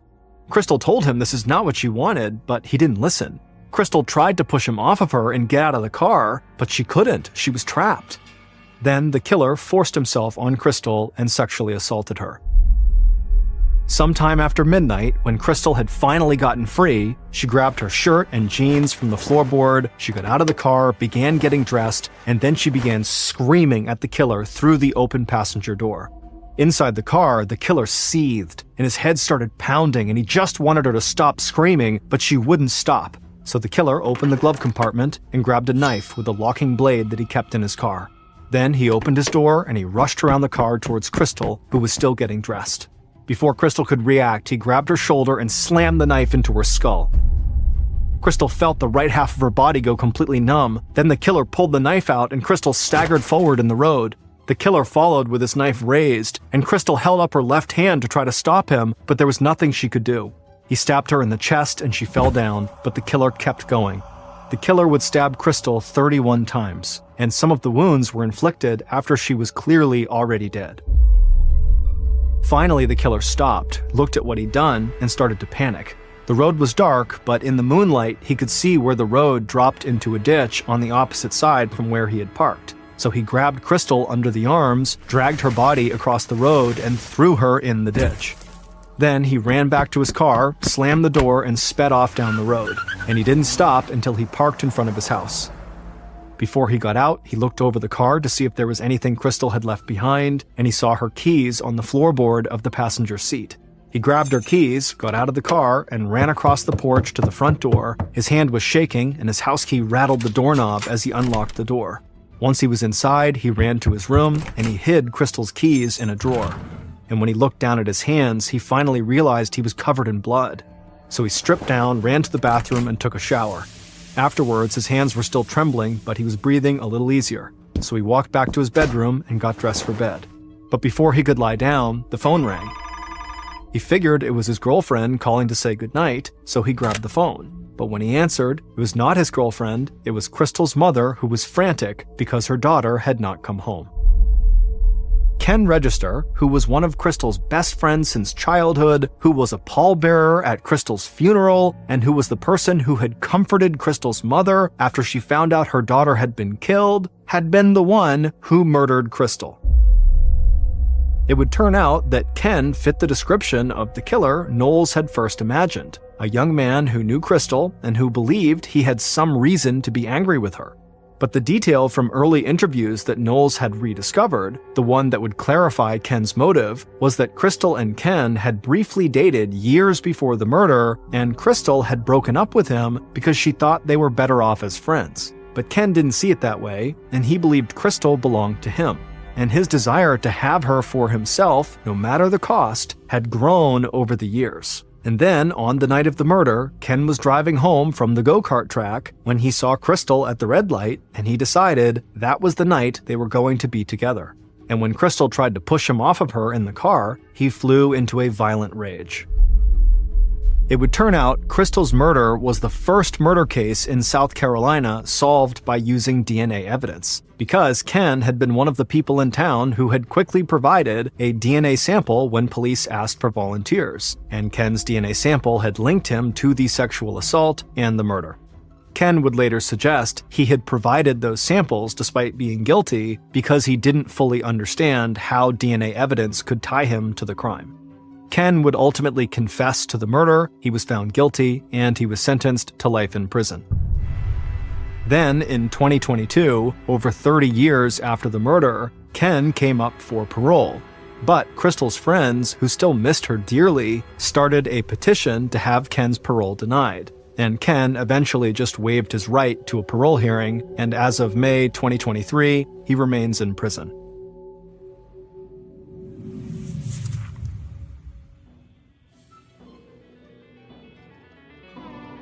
Thank you for listening to the MrBallen Podcast. If you enjoyed today's story, be sure to check out our YouTube channel, just called MrBallen, where we have hundreds more stories just like this one, but many of them are only available on YouTube.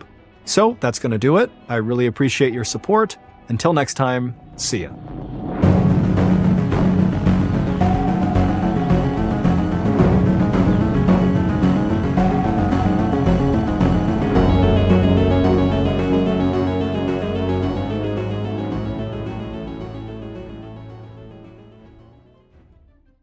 On the morning of January 25th, 2012, a detective was called to an alleyway in a very rough part of Detroit, Michigan. When he got there, he saw there was a ring of police officers crowded around a black Mercedes-Benz SUV that had one of its back doors wide open. The detective walked up to the group of officers, who all quickly gestured for him to look in the back seat of the car. The detective, who had seen countless murders and other horrible things during his career, nodded silently at the group and then turned his attention to the inside of the car. And what he saw was so out of place that at first he didn't even understand what he was looking at. But then he realized what it was, and the hairs on the back of his neck stood up, and he had to step back for a moment just to collect himself.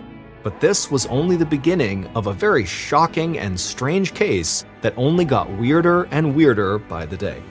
But before we get into that story, if you're a fan of the strange, dark, and mysterious delivered in story format, then you've come to the right podcast, because that's all we do, and we upload twice a week, once on Monday and once on Thursday. So, if that's of interest to you, please replace the Amazon Music follow button's coffee filter with a soiled diaper. Okay, let's get into today's story.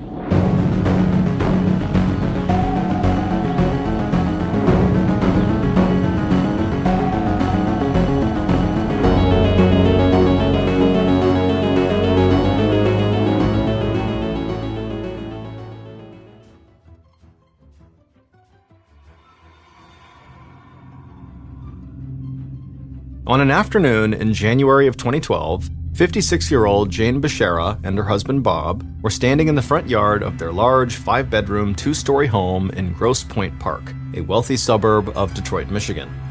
Jane was tall, with short light brown hair, and she was wearing jeans, a sweater, and a black nylon jacket. The temperature was barely above 30 degrees Fahrenheit, but for people who had grown up in Michigan, like Jane and Bob, it didn't really feel that cold. And it wasn't snowing that day, so Jane thought it would be the perfect time to show Bob where she wanted to make some updates to the house and to the yard.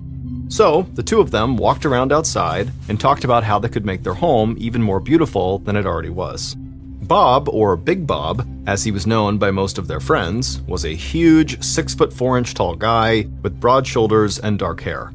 and he made his living in real estate and property management, so he enjoyed figuring out ways to update houses and increase their worth, especially when it was his own personal home. Bob had grown up wealthy, but he'd always wanted to add to the money he'd inherited from his family. So he had started his own business, and now he collected rent on multiple properties in the area, including houses, apartments, and buildings with bars and restaurants inside of them. But it was Bob's height, not his money, that had first attracted Jane to him when they met at a party all the way back in 1983.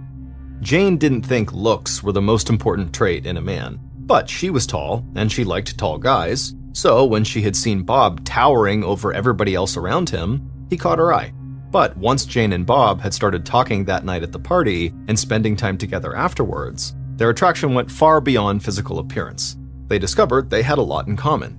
Jane and Bob were both devoutly religious. Jane volunteered at her church, and Bob served as a deacon in his congregation. And once they had started dating, they enjoyed going to church services together. And they were also both really driven. Bob had worked very hard to start and grow his business, and even at a young age, Jane had made her way up the corporate ladder to land a high-paying marketing position.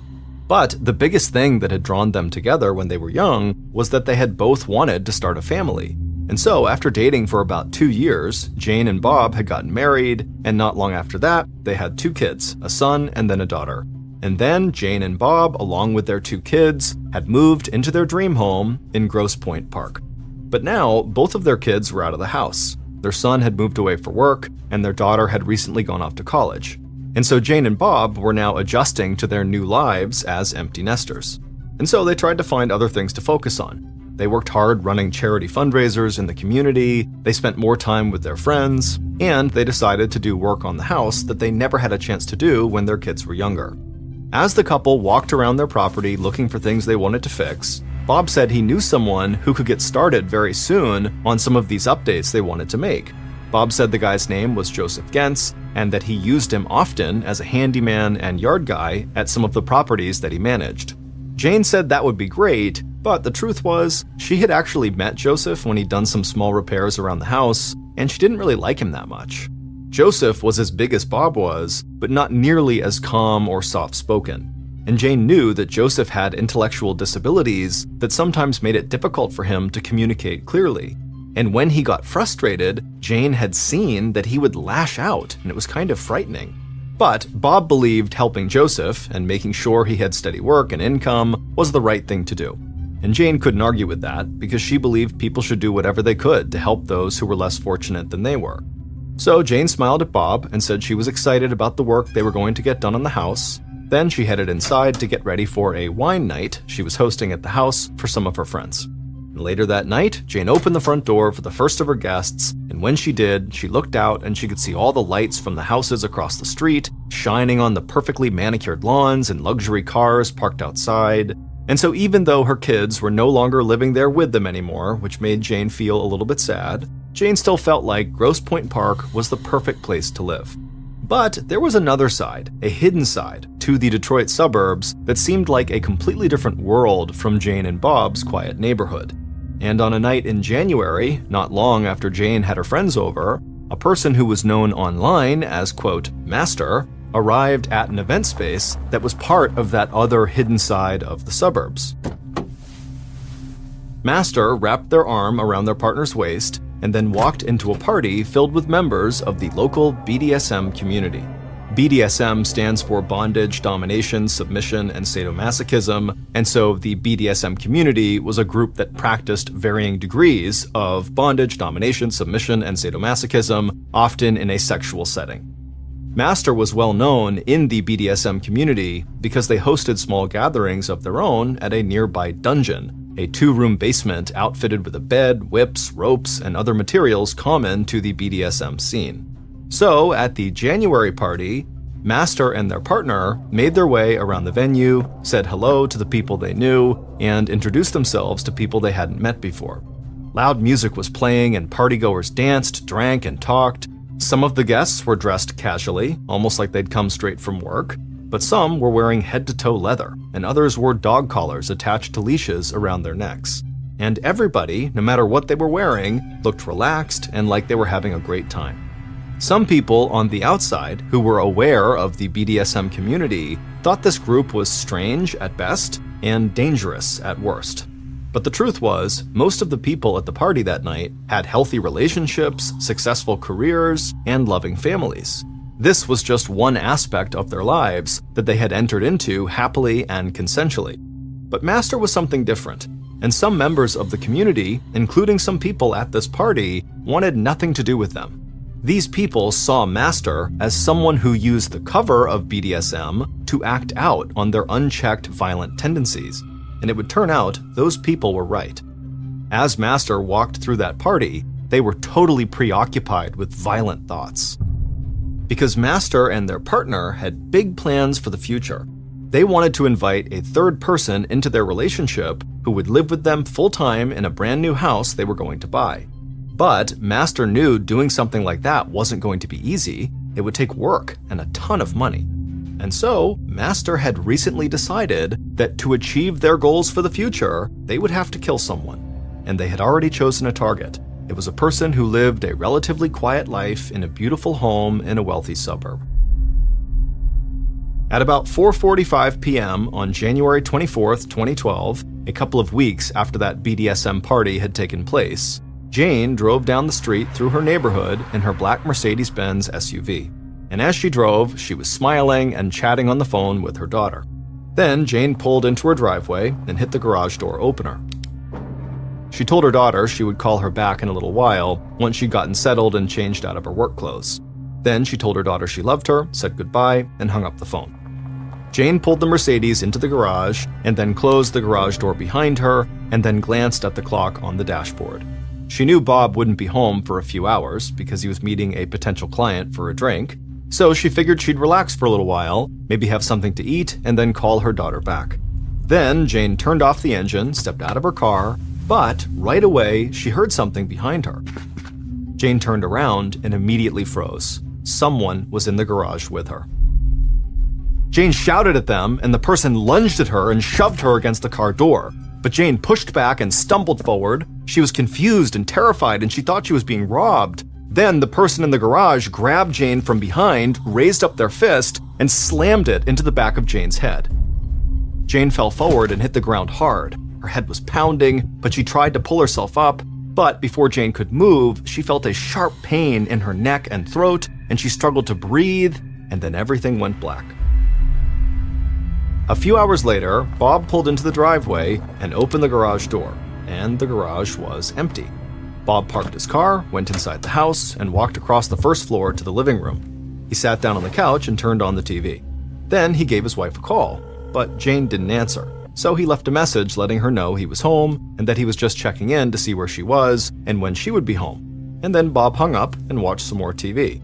But after a couple of hours went by with no word from Jane, Bob started to worry, so he called her again, but she still didn't answer. So Bob called a few of Jane's friends to see if she was with them or if maybe they had seen her, but they told him that no, she was not with them and they didn't know where she was. And so starting to panic, Bob started calling family members. And when he heard that Jane had told their daughter she was going to call her back but never did, Bob became very worried. So at around 11 p.m., 6 hours after Jane had pulled into her garage and been attacked by that stranger, Bob called 911 to report his wife was missing. But it had only been a few hours since someone had spoken to Jane, and Jane was an adult, so it was way too early to actually file a missing persons report. However, the officer told Bob that they would try to locate Jane to make sure everything was okay. And so Bob gave them Jane's description, along with Jane's phone number, and the make, model, and license plate number of Jane's car. But hours later, Bob still hadn't heard anything, so he called the police again. And they told him they still had not been able to find Jane, she wasn't picking up her phone, and they had not found her SUV. The police told Bob to stay calm, and they told him they would let him know if they learned anything new. But when Bob hung up, he couldn't calm down, and he ended up staying awake most of the night waiting to hear something. But by the time the sun rose on January 25th, Grosse Pointe Park police still had no idea where Jane Bashara was. On the morning of January 25th, about 9 hours after Bob had first called the police, a tow truck driver was cruising the streets in an old neighborhood in East Detroit. Over the years, this neighborhood had become a popular spot in the city for drug dealers to do business, and it was seen as a hub for heroin users in Detroit. Because of that, a lot of the houses in this area had been abandoned, and people also often abandoned cars in this part of the city. And that's why the tow truck driver had made it a point to drive through the neighborhood every once in a while. So the driver scanned the streets from his truck, looking for cars he might be able to tow, but nothing really jumped out at him. But then he turned onto a side street and he drove past an alley, and when he did, he slammed on his brakes. He looked out his window into the alley and was shocked at what he saw: a beautiful black Mercedes-Benz SUV. The tow truck driver was used to finding cars stranded in the area, but he never saw cars that cost as much money as the one he was looking at. So the tow truck driver pulled his truck into the alley and parked close behind the SUV. Then he grabbed a pad of paper and a pen, and he wrote down the license plate number. Then the tow truck driver called his boss and told him about this car. He gave him the license plate number, and then he asked if he could go ahead and tow the vehicle. But the tow truck driver was shocked when his boss abruptly shouted at him to stay right where he was and not do anything. The tow truck driver asked what was going on, and his boss said the cops were looking for that car, so he just needed to stay there and not touch the car. The driver said he understood and hung up. And then, minutes later, the tow truck driver heard police sirens blaring through the neighborhood, and soon his truck was blocked in the alley by multiple police cars. The tow truck driver tried to stay calm as a police officer with the Detroit Police Department approached the tow truck. The driver knew he had not done anything wrong, but he'd also never had police swarm around a car he was trying to tow. So the driver got out of his truck, he answered some basic questions from the cop, and said he'd been cruising around when he saw this car, and he made it clear that he had not done anything other than take down the license plate number and call it in to his boss. The police officer thanked the tow truck driver and then walked down the alley towards the Mercedes. Then the police officer leaned in close to the back window on the passenger side, and he shielded his eyes with his hands to cut down on the glare. And when he got a clear view of the back seat of this car, he immediately yelled out for the other police officers to come over and take a look. And soon after, they got the car door open and stared at the back seat in disbelief. There on the back seat was a badly bruised and beaten dead body. But the body looked like it had been posed. The victim was on their knees with their face down on the seat, and a black nylon jacket had been put on the body backwards, so it looked like the victim was wearing a straitjacket. Once the officers got over the initial shock of what they had found, they proceeded to search the entire car. And during this search, they found an open purse lying on the front passenger seat floorboard. The contents of the purse had spilled out, and they quickly found a checkbook, credit cards, and a driver's license. The victim in the back seat was Jane Bishara.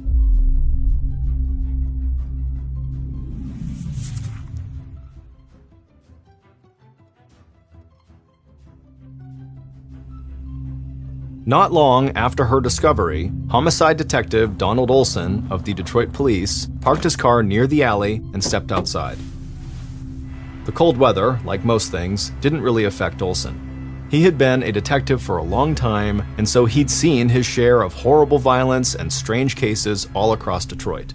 So, as he approached the officers who had first arrived on the scene, he didn't really expect to see or hear anything that would rattle him.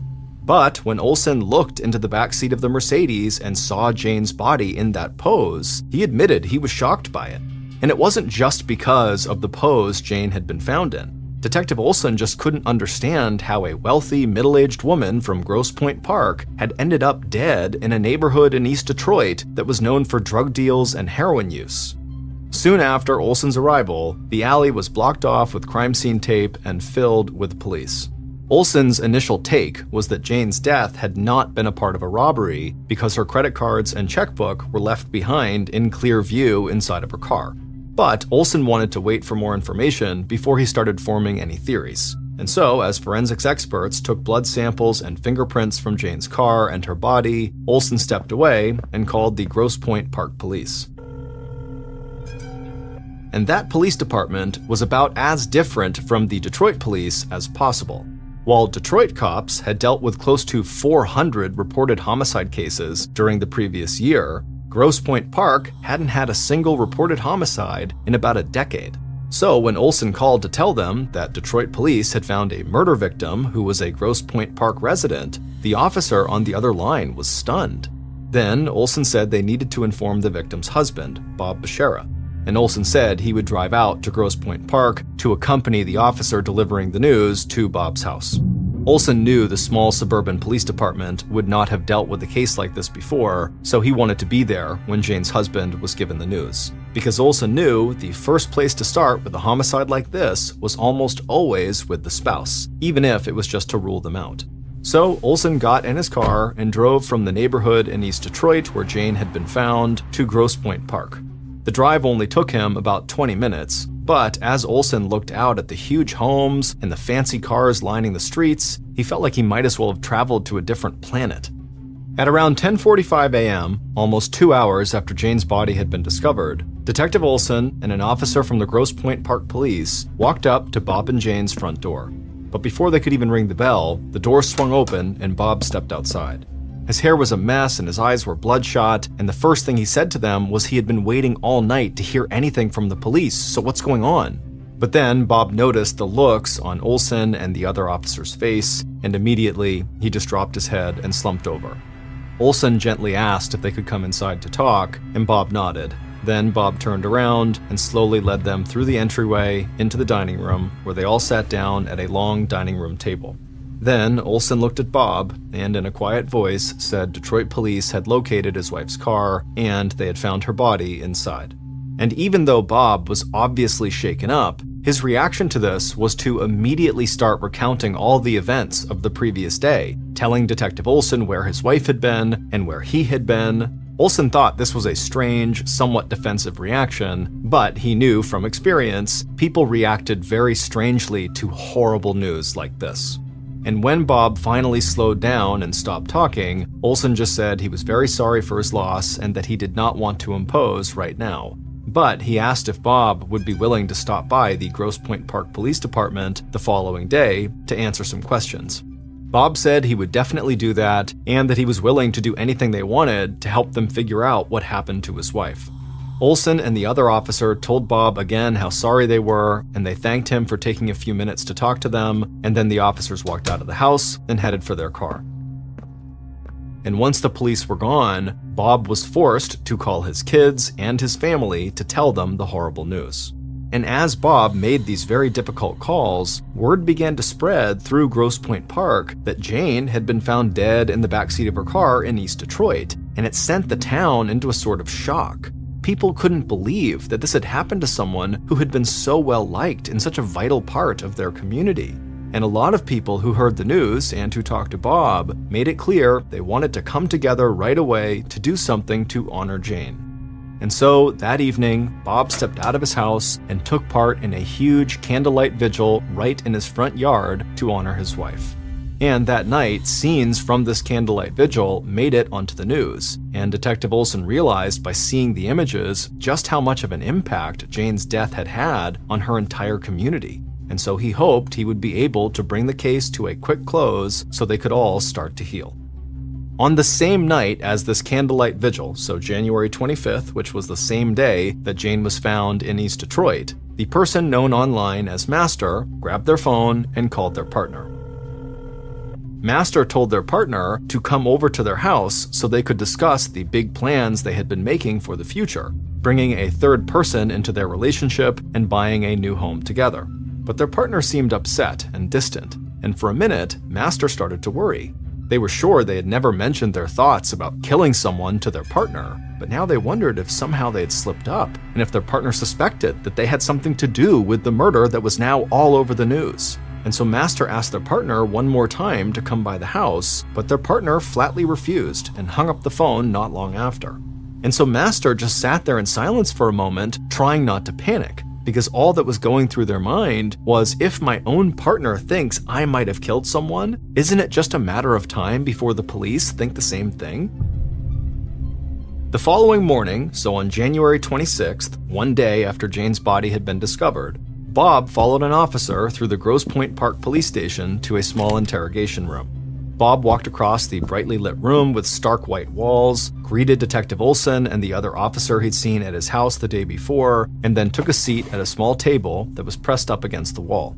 Olson sat down next to Bob and thanked him for coming in. Then Olson asked Bob if he had been able to think of anything that might help them, or if he knew of anyone who might have had a grudge against Jane. But Bob said he couldn't think of anything because none of this made any sense to him. He said Jane was well loved in town, at her job, at their church, and as far as he knew, she had never even driven to that part of Detroit where she was found. And so Bob just kept saying over and over again that really none of this made any sense. Olson said he understood, but then he leaned across the small table and looked Bob dead in the eye, and then Olson said he knew every marriage had its problems and that husbands and wives often kept secrets from each other. And Olson said he wondered if maybe there was something going on in Jane's life that Bob might not have known about. But Bob just started to look confused, and he told Olson that he and his wife had been together long enough that they basically told each other everything that was on their minds. And if there was something he didn't know about her, it would have been something really little that had no bearing on anything. But then Bob stopped himself mid-sentence and he started shaking his head. So Olson leaned in even closer and asked Bob if he'd just remembered something. Bob looked up at Olson and then looked back down at the floor. Then he said he didn't want to talk badly about his wife, especially now that she was gone. But Olson said if he had information that could help the investigation, he needed to tell them. And so Bob nodded, took a breath, and looked back up at Olson. Then he said Jane did have a secret that she didn't keep from him, but that she did keep from almost everybody else. He said Jane smoked marijuana. At the time, marijuana was illegal in Michigan, so Bob knew Jane would have to meet with a dealer to get her supply. But Bob said he never pressed Jane about where she went or who she got her drugs from. Detective Olson immediately thought to himself there had to be a bunch of different places a wealthy suburban woman could score some weed from before she ever had to go to East Detroit to get it, but he didn't want to rule anything out. And for all he knew, maybe Jane did have other secrets she was hiding from her husband or from other people around her. So, after asking Bob a few more follow-up questions, Detective Olson thanked Bob for coming in to talk to them again, and then he also asked if Bob would be willing to submit to a DNA test, and Bob said of course. And so, while another officer prepped Bob for his DNA test, Olson headed out of the police station in Grosse Pointe Park and made his way back to Detroit. And now he planned to look into the possibility that Jane had been in East Detroit buying drugs. But before Olson could pursue this new potential lead, he got some news that would change the entire investigation. Based on evidence found in and around Jane's car, along with cell phone tracking data, the forensics team came to believe that Jane had not been killed in East Detroit. Instead, they thought the murder had taken place in Grosse Pointe Park, and then Jane's car and body had been driven to East Detroit and then abandoned there. And so that theory led a forensics team to do a sweep of Bob and Jane's garage, and that forensics team discovered blood spatter on the ground, and that blood turned out to be Jane's. And so all of a sudden, this was no longer a Detroit homicide case. And while Detective Olson and Detroit police would still be on hand to assist, the bulk of the investigation would now come down to the small Grosse Pointe Park Police Department. At about 4:30 a.m. on January 31st, 6 days after Jane's body had been discovered, an officer was working the late shift at the front desk in the Grosse Pointe Park police station. The investigation into Jane's murder had been in full swing for days, but things had been relatively quiet while investigators waited on more test results from Bob and Jane's garage. Then, suddenly, the officer at the front desk heard the station door open. He looked up and he saw this huge, hulking man walking towards him, acting kind of erratic. The man wore a suit, and he kept pulling at the jacket sleeves as he walked. Then the man stepped right up to the officer, said his name was Joseph Gentz, and that he was the man who killed Jane Bashara. At first, the officer just stared at Joseph. There were no detectives at the station that early in the morning, and he really didn't know how to handle something like this. But he pulled himself together and asked Joseph to give him his full name again. Joseph told him who he was and that he had worked as a handyman for Jane's husband, Bob. The officer still wasn't sure exactly what to do, so he led Joseph to one of the few holding cells they had at the station. He locked Joseph inside of it, and then he went back to the front desk and made some calls. And that morning, Detective Mike Narduzzi of the Grosse Pointe Park Police woke up to the sound of his phone ringing. and at first, he couldn't understand what he was hearing. So he asked the officer on the other line to slow down and tell him clearly what was going on. And when Narduzzi heard there was a man at the station confessing to Jane's murder, he shook himself awake and got dressed as fast as he could. Narduzzi had taken over the case when it moved out of Detroit, and he was already feeling totally overwhelmed. He'd only been a detective for about 3 years, and he had never handled a homicide. But as he sped down the road in his car towards the station, he told himself that a confession could be everything he had hoped for, and it could allow him and his team to close this case way faster than they expected. A few minutes later, Narduzzi arrived at the station, and he headed right to the interrogation room where Bob had been questioned a few days earlier. He walked into the room, and he saw Joseph already sitting at the small table. And Narduzzi stopped and just stared for a second. Even sitting down, Joseph looked enormous. But Narduzzi put on a smile, introduced himself to Joseph, and then sat down at the table with him. Then Narduzzi asked Joseph to explain what he knew about Jane's murder. And Joseph told Narduzzi that he had done a bunch of work for Bob at his different properties, and so that's how he knew the Bisharas. And then Joseph started explaining how he had killed Jane step by step. But then suddenly Joseph stood up and started unbuttoning his dress shirt. Narduzzi asked him to sit down, but Joseph lifted up his shirt and showed scratches on his chest and stomach, and he said that was where Jane had fought back. Then Joseph started pacing around the small room and saying something about money, and Narduzzi kept trying to get Joseph to sit down and stay calm because he couldn't figure out exactly what Joseph was even talking about. Finally, Joseph stopped pacing, and he leaned down, looked at Narduzzi, and said there was way more to this story and that there was actually a conspiracy behind Jane's murder. But when Narduzzi asked for more clarification, Joseph just couldn't really explain what he was saying. And by the end of this meeting, Detective Narduzzi was exhausted and confused. It was clear to him that Joseph had some intellectual disabilities and that it was difficult for him to tell a clear story. But Narduzzi wondered if Joseph really was just having trouble explaining it, or if maybe he was making this up. And so the Grosse Pointe Park police ended up holding Joseph in a cell overnight, and then they questioned him again the following day. And this time, Joseph was clearer about what had taken place on the day of Jane's murder. But by the end of that session, Narduzzi still had a lot of questions, and so he didn't think they had enough proof to charge Joseph with Jane's murder, but he did think they could get that proof down the line if they could follow up on some of the things Joseph had been talking about. So Joseph was released from police custody and told not to leave town, and the investigative team went to work trying to corroborate Joseph's story. And in early March, a little over a month after Joseph's confession, police arrested him and charged him with murder. The news of Joseph's arrest spread quickly, and it at least provided some comfort to Jane's family and friends. And the Grosse Pointe Park community was happy that justice had been served and that their town felt safe again. But in reality, this case wasn't actually closed, and it would prove to be way more bizarre than anyone had realized. Because in the months following Joseph's confession, the Grosse Pointe Park police would receive 2 phone calls that would send investigators back into the field. And what they learned from those calls would eventually lead them to the BDSM community and into the world of the person who called themselves Master.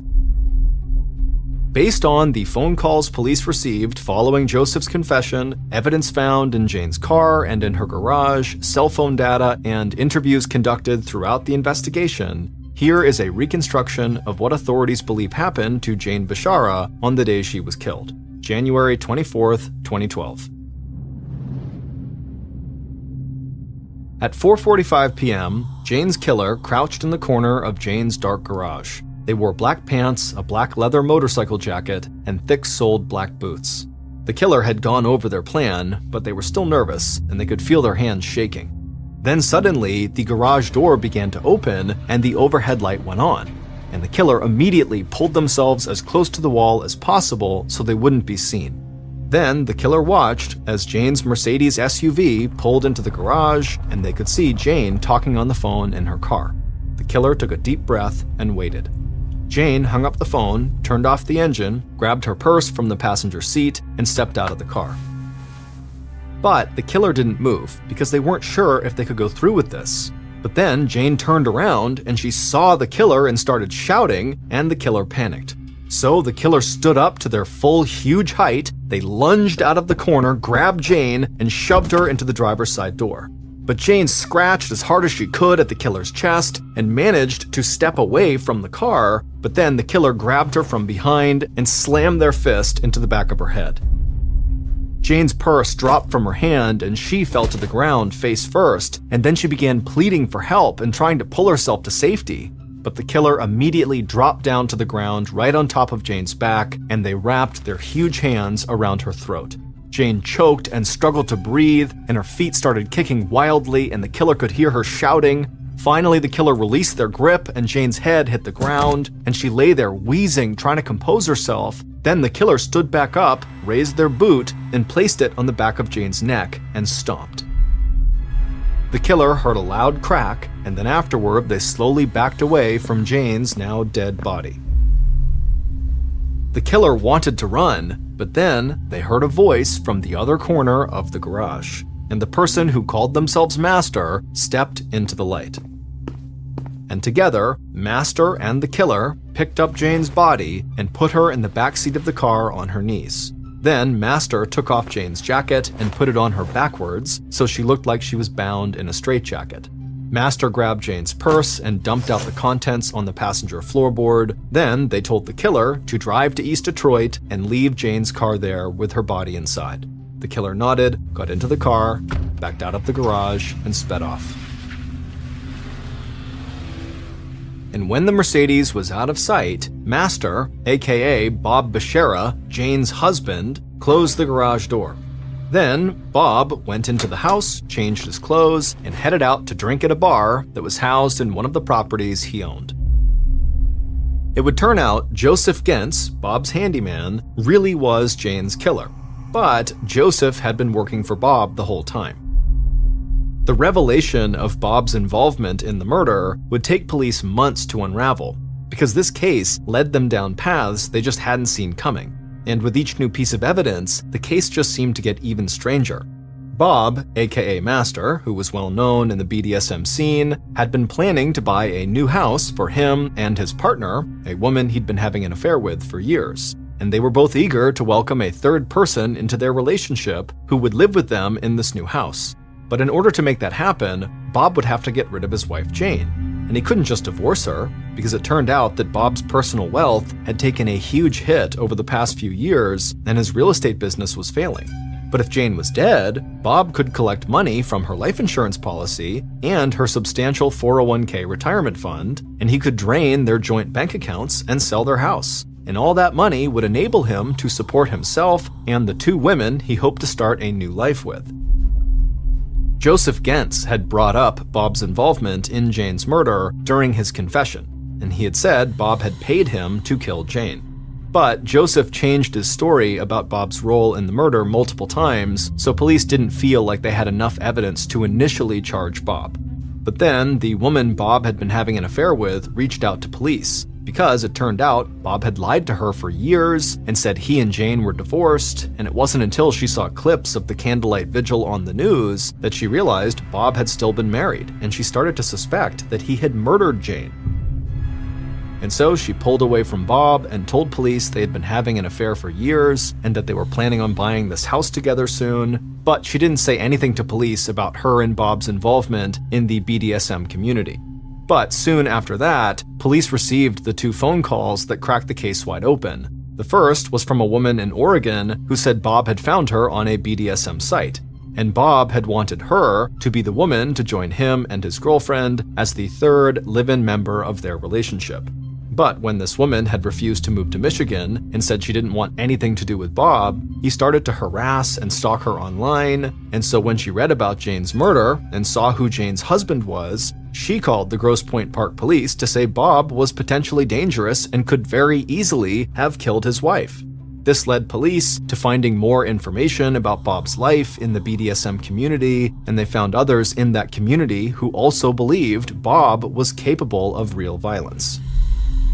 And then, as police started to close in on Bob, they got the second of the two important phone calls. This call was from a local furniture salesman who knew Bob, and this man said Bob had contacted him and offered him thousands of dollars to kill Joseph Gentz before Joseph could testify against Bob in court. And soon after they got that call, investigators convinced the furniture salesman to wear a wire so they could get proof of Bob offering to pay money for a hit on Joseph. The furniture salesman agreed, and Bob immediately fell into the trap, being caught on tape offering money to have Joseph murdered. And so, in late June of 2012, 5 months after Jane's murder, police finally had enough evidence to arrest and charge Bob for killing his wife.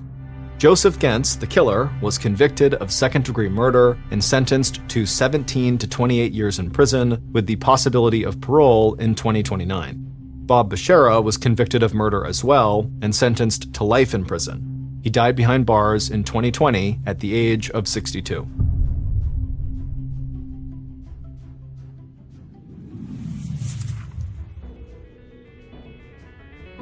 Thank you for listening to the MrBallen Podcast. If you enjoyed today's story, be sure to check out our YouTube channel, just called MrBallen, where we have hundreds more stories just like this one, many of which are not available on this podcast.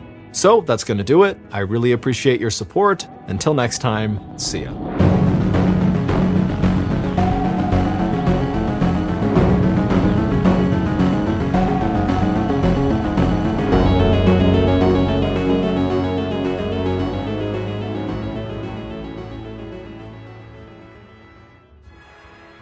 At around 2 a.m. on May 12, 2007, a 20-year-old woman named Maggie woke up totally confused in her bedroom. As she sat there looking around her dark room trying to get her bearings, she suddenly became aware of loud screaming coming from the room next door, her brother's room. Then she heard loud crashing and banging sounds coming from next door, like the sound of people wrestling. Maggie had no idea what was going on, but she knew she had to go out there and investigate. So she took a deep breath, she got out of her bed, she walked up to her closed door, and then she opened it and stepped into the hallway. Moments later, local police would arrive at Maggie's house, and at first, when they searched the home, it was still and quiet, almost eerie. But when they went upstairs, they discovered something so horrible that trying to use words to describe it just falls short. And so, fair warning, this story is not for the faint of heart. But before we get into that story, if you're a fan of the strange, dark, and mysterious delivered in story format, then you come to the right podcast because that's all we do, and we upload twice a week, once on Monday and once on Thursday. So if that's of interest to you, please place headphones on the Amazon Music follow button while they're sleeping, and then wake it up by blasting episode number 4 of Bedtime Stories, the brand new Ballen Studios podcast and my favorite new show. Just search for Ballen Studios and then look for Bedtime Stories on Amazon Music. Okay, let's get into today's story.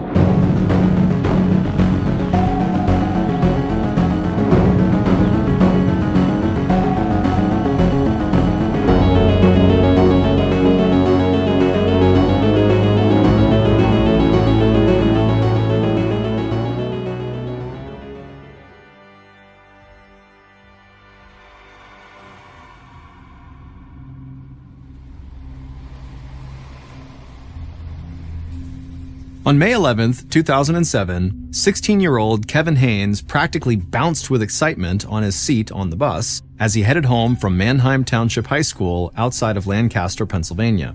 His older sister Maggie had just come home from college the day before, and their dad was going to make his signature spaghetti and meatballs to celebrate her return.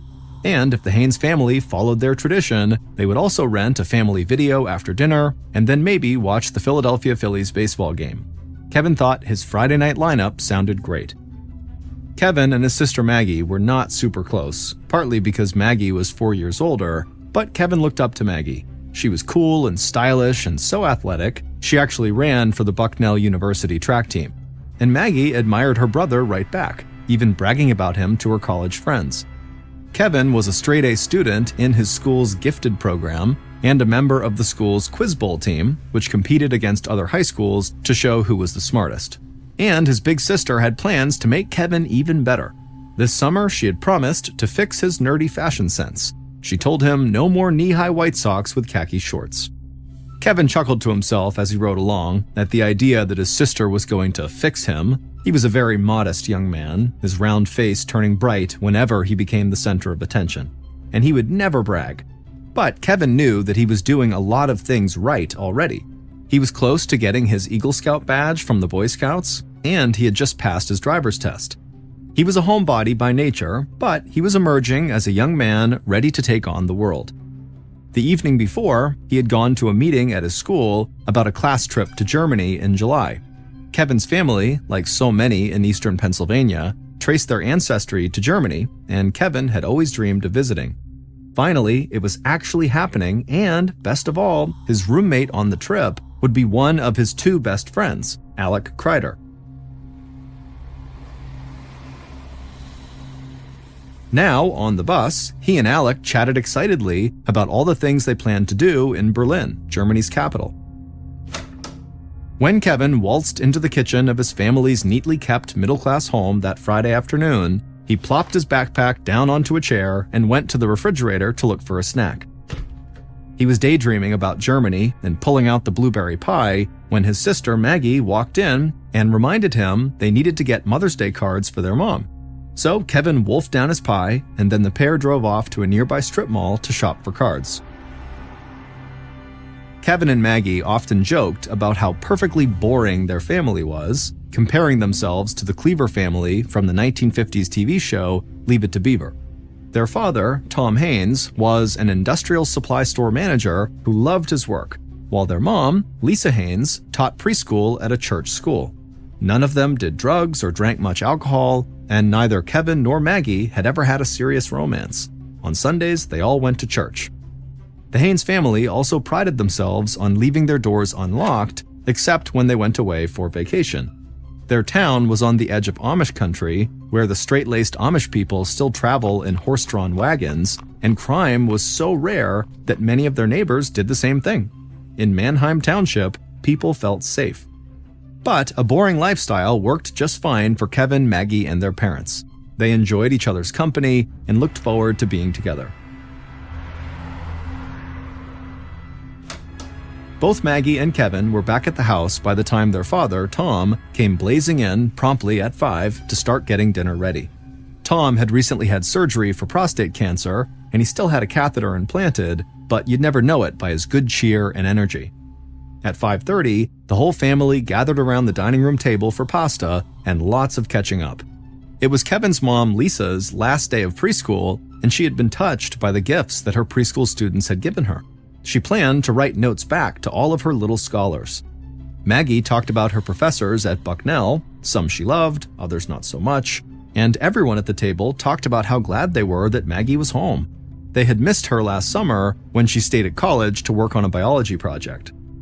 Kevin loved the dinner. His dad had a magic touch with the meatballs. But Kevin didn't love the family movie that night. Maggie and his mother had picked out a romantic comedy at the local video store, and Kevin groaned as soon as his mom pulled it out of the bag. He tried to watch it, but the film seemed sentimental and dumb to him, and he could feel his eyelids drooping about halfway through. So, not long after 9 p.m., Kevin told his family that he loved them, but he needed to go to bed.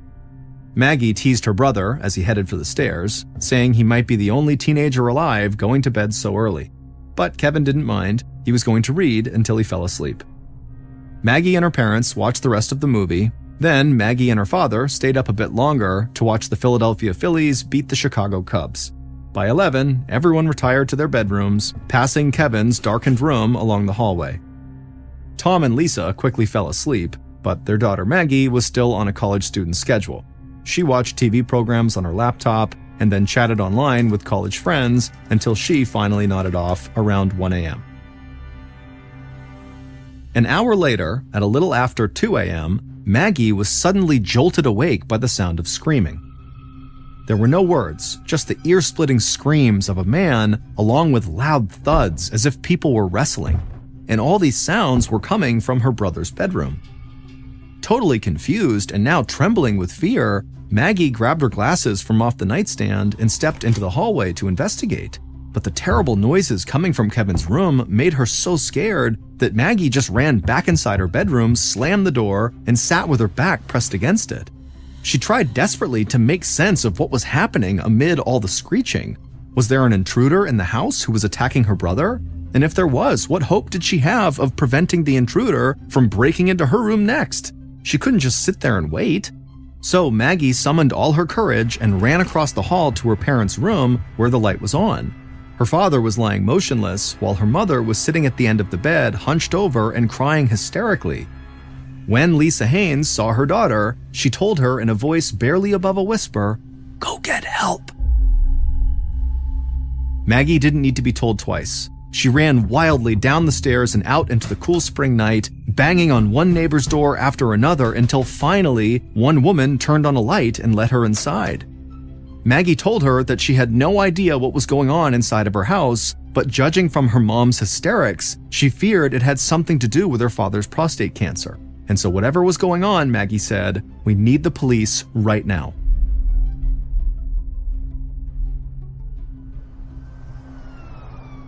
Officer Steve Newman, working the night shift just weeks after finishing the police academy, got to the scene first.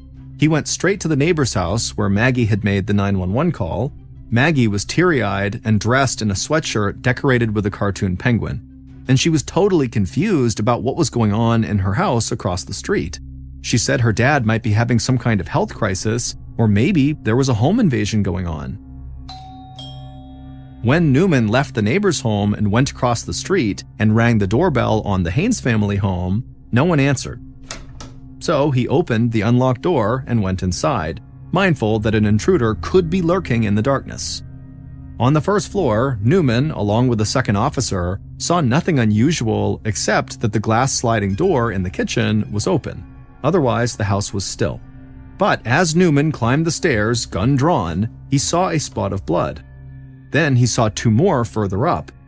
As he reached the top of the stairs, he could see bloody footprints on the hallway carpet, and there, in the doorway of his bedroom, lay Kevin Haynes in his Boy Scout t-shirt, face down in a pool of blood. Newman could see that his throat and face had been severely slashed, while his arms were covered with knife wounds, as though he had put up a desperate fight to live. Both officers continued down the hall to Kevin's parents' room. There, they found Tom Haynes lying on his back on the bed, eyes staring up at the ceiling, deep stab wounds to his chest. At the end of the bed, curled up in the fetal position, lay Lisa Haynes. Lisa was still warm, and for a moment, Newman hoped she might be alive, but then he saw the deep gash on her throat. All three were dead.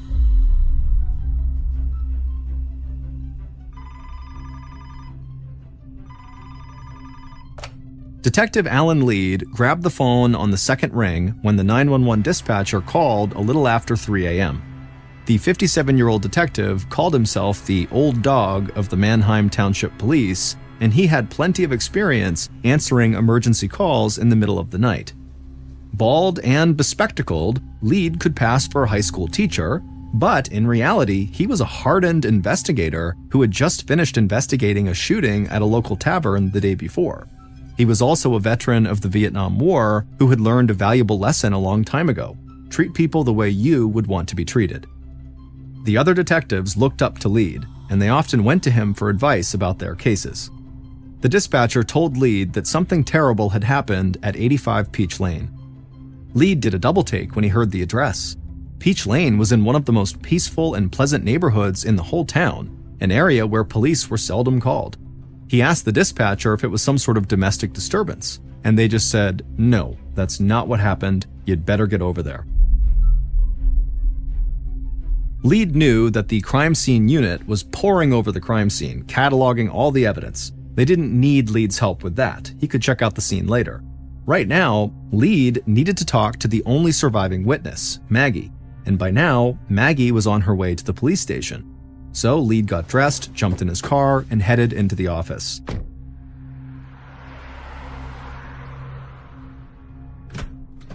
Maggie was already in an interview room talking to another detective when Lead arrived, and the detective excused himself to brief Lead on how it was going.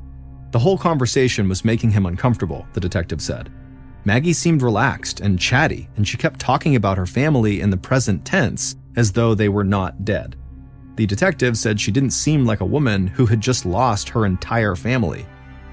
Lead looked through the one-way glass into the room where Maggie was still sitting, occasionally looking up and smiling in their direction. Other times, she smoothed her hair and sat with her hands folded on her lap, as though she was just awaiting instructions.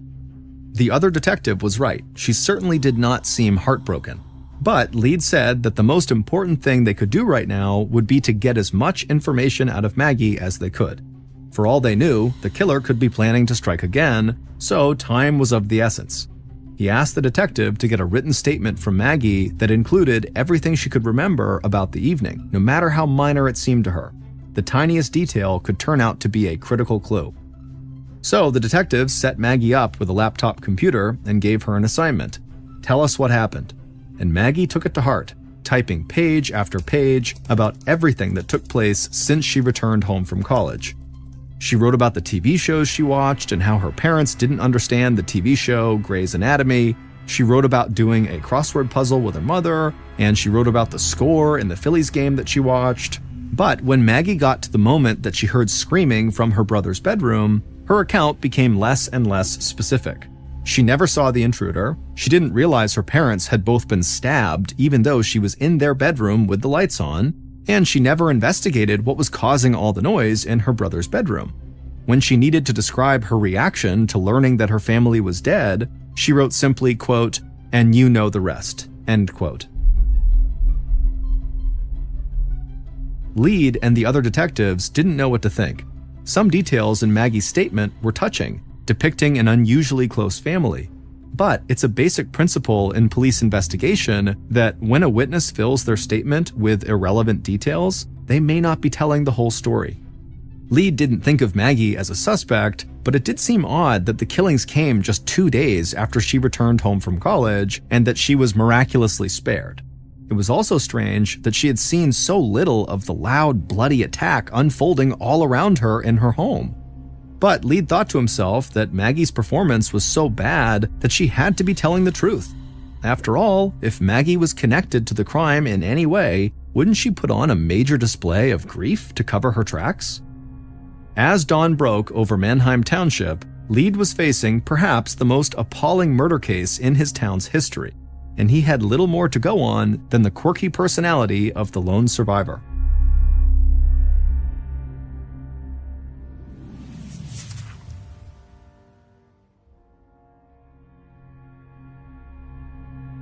The slaughter of a respectable family in a picture-perfect neighborhood where people leave their doors unlocked was an irresistible story to the national news media. By late on Saturday, May 12th, the same day as the murders, the crime was on CNN and other big national networks, all of them pointing out that the killer or killers were still at large. The people of Mannheim Township were scared that a psychotic killer was on the loose in their community, and police started giving Maggie around-the-clock security protection.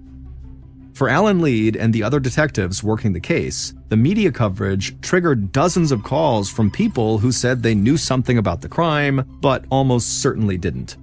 One woman called to report 3 Hispanic men in a black Chevy cruising the neighborhood near the crime scene. Perhaps they were involved. A man called to report 2 young people dressed in goth clothing who spit on him. Maybe they were the killers. One couple who called in actually volunteered the use of their bloodhound dog, Nellie, which initially seemed like a smart idea to Lead. So Lead let Nellie sniff blood spatters at the crime scene and then turned her loose.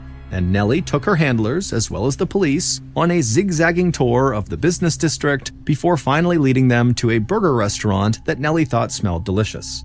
And it was at this point that her handlers admitted that Nellie very likely had no idea where the Haynes' killer had fled. The police had no solid suspects, but their crime scene investigation at least gave them some clues. It appeared that the killer, or killers, had struck the parents first, then savagely attacked their son, Kevin, leaving blood everywhere, including on the bottom of the killer's shoes. That's what left the bloody footprints in the upstairs hall. If they could find the shoes that matched the prints, they would have their killer. Despite the extreme violence, there was no sign of robbery. Lisa Haynes' jewelry and other valuables in the house were undisturbed. Whoever killed the family had likely targeted them for some reason other than money.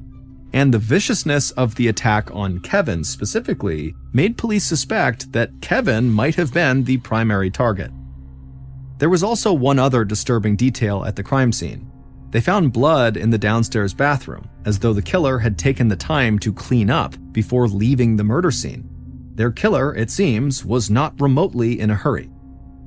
Maggie's role in all of this, if any, remained a mystery. Almost immediately, rumors spread that a former boyfriend of Maggie's could be the killer, but Maggie had never had a serious boyfriend. Lead asked an FBI analyst to read Maggie's written statement to see if he saw signs of deception about the murders. The analyst said they did not. And so it seemed to Lead that people were gossiping about Maggie mainly because she was the only family member to survive. The police began interviewing everyone who knew the family, hoping that they might gain some insight into who would want to hurt them. But the Haynes family were a tough family to hate. Person after person reported how decent and friendly they all were and how they always tried to do the right thing. Kevin had two best friends, Alec, who he was going to Germany with, and Warren Tobin, who he had known since elementary school and ate lunch with in the school cafeteria most days.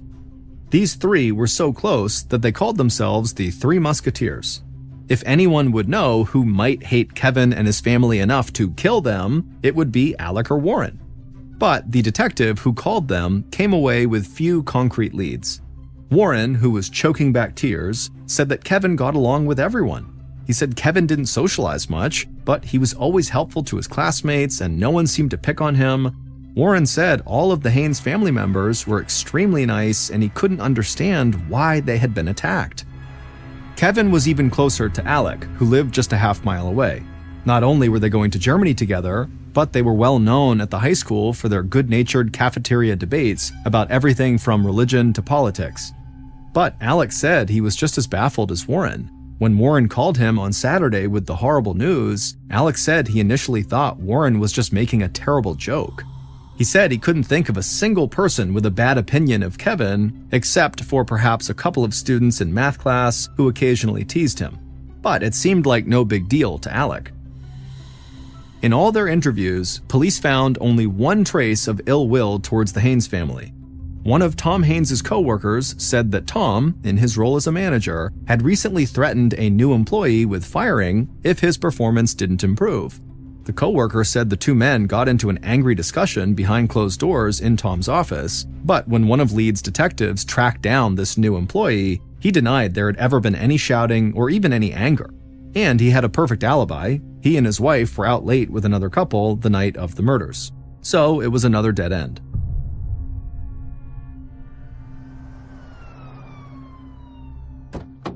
Then, on May 15th, so 3 days after the murders, Lead got a call from an alert trooper in North Carolina who had pulled over two men in their 20s for speeding and then discovered they had been smoking marijuana as well. One of the men volunteered, while high, that they were heading for Florida after, quote, getting away with murder in Pennsylvania, end quote. The trooper was aware of the Haynes family murders, and so he searched this vehicle closely until he found a knife. Both of these men were locked up in the Johnson County Jail, the trooper told Lead, if he wanted to send someone to question them. For the first time in 4 days, Alan Lead felt hopeful, and he practically skipped out of his office into the squad room to tell the other detectives about this new hot lead.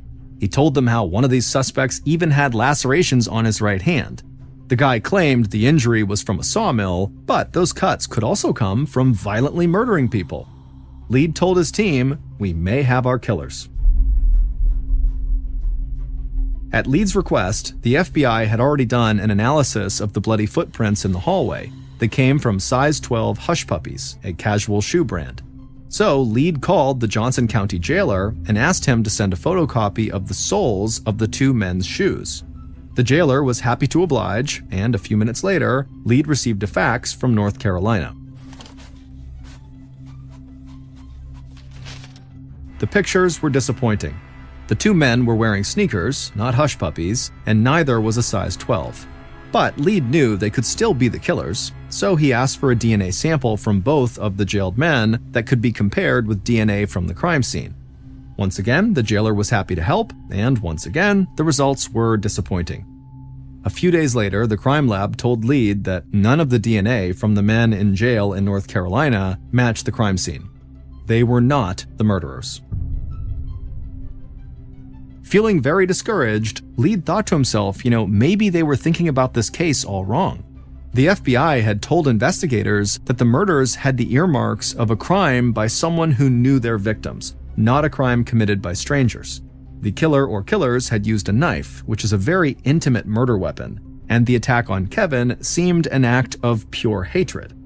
And whoever had done this did seem to know their way around the house, likely knowing that the Haynes did not lock their doors.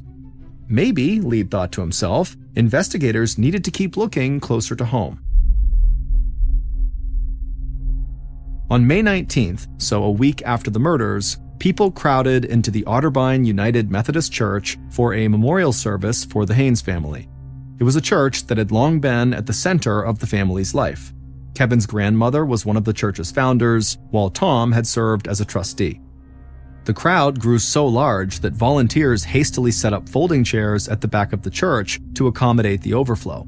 All the while, a Pennsylvania state trooper videotaped everyone coming in the door, and local police were stationed all over the building just in case the killer might reveal themselves. Moments before the service was about to start, Detective Lead escorted Maggie and her other family members into the church, where they somberly took a seat in the front row. The entire chamber immediately fell silent, except for the sobs of Warren Tobin's sister. The pastor spoke about the mystery of evil and the promise of the afterlife for the faithful Tom, Lisa, and Kevin Haynes, providing some comfort amid such a staggering loss. But then the pastor invited Lisa Haynes' brother to the podium, and his message sent a shiver through the entire congregation. He talked about the profound impact the murders were having on the Haynes family, as well as the larger community, and he called on the killer to come forward and ask Maggie for forgiveness.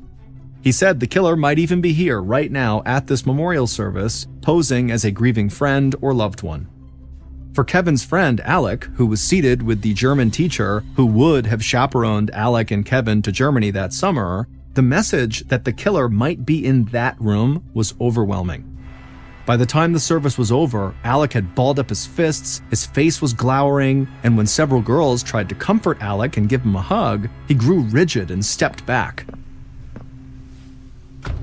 Alex stalked off to his father's car where he sat fuming, and when his dad got in, he asked what was going on. Alex said he was furious at all the hypocrites in the service who never cared about Kevin when he was alive, but now that he was dead, everyone was acting so sad in public like he mattered to them. But he didn't. They didn't care. And in fact, Alec was now convinced, like Lisa Haynes' brother, that the killer had to be one of those hypocrites. They were there in the church. He knew it. By May 22nd, so 10 days after the murder, Lead and his team were no closer to making an arrest, and the detectives were starting to disagree amongst themselves about how to move forward. Several believed that Maggie had not told them everything she knew. Maybe Maggie was not involved in the crime, but she could be holding back details about the family's history or something that happened on the night of the murder that could help them solve the case, and so they wanted to bring Maggie back to the police station for more questioning. Lead didn't like the idea. Maggie had answered their questions over and over again, often giving investigators more details than they really wanted. What more could she have to say? And Lead feared that Maggie might have a serious emotional breakdown if they asked the same questions again as though they didn't believe her earlier answers. But Lead ran the team like a democracy, and when the other detectives outvoted him, he agreed to question Maggie one more time. At 11 a.m. that morning, Lead walked into an interview room and sat down across from a now somewhat resentful Maggie Haynes. But to Lead's surprise, Maggie did have more to say. As Lead asked question after question in his gentlest voice, Maggie energetically responded. As Maggie recalled the unfolding attack on her family, she said she could smell the blood when she stepped from her bedroom out into the hall. When she got to her parents' room, she couldn't see any blood, she said, but her mother was so upset that when she asked her to go get help, Maggie didn't ask any questions. She just went and got help. In the moments after Maggie had learned that her parents and brother were dead, she said the first person she wanted to call was the head of her prayer group at college. She wanted to know why God would let something so terrible happen. And then Maggie started to cry. By the time she walked out of the police station, Alan Lead was convinced of two things. 1, Maggie had nothing to do with the crime, and 2, she had told them everything she knew. Over the next 2 weeks, tips about the Haynes murders continued to come into police, but the results were much the same. They put a microphone on one informant who claimed that a guy named Amani had confessed to invading the Haynes' home and then, quote, taken care of, end quote, the people inside. But after 2 weeks of eavesdropping on Amani's conversations, all police heard about was Amani bragging about women, drugs, and guns. He did not seem to know anything about a triple murder. Meanwhile, one of Kevin's best friends, Alec Kreider, who had become really angry at the memorial service, convinced the killer was amongst them, he started to break down. In the first days after the killing, his parents worried that he was keeping his grief about Kevin's death inside, becoming even more silent and withdrawn than usual. Alec had never had an easy time expressing his feelings, and he didn't have a lot of close friends aside from Kevin and Warren. And then, in early June, 3 weeks after the murder, Alec began talking about suicide on the phone with a girl he had a crush on. Her name was Carolyn. On June 5th, he told Carolyn he had a loaded gun and he didn't think he was going to make it through the week. Carolyn's heart started racing when she heard this because she feared Alec really was going to kill himself, maybe even on the phone with her at that very minute. She managed to get the attention of her aunt who lived with her, and she let her know that she had a suicidal boy on the phone. Carolyn gave her aunt Alex's address and said she had to go there to warn Alex's mother. Carolyn then kept Alec on the phone until her aunt spoke to Alex's mom, and Alex's mom called 911. When Alec finally came out of his bedroom, there were several police officers waiting who tackled him and then handcuffed him to prevent him from hurting himself. Detective Lead had come with the 911 response when he heard the call, in part because he knew Alec better than anyone else in the department from the Haynes investigation.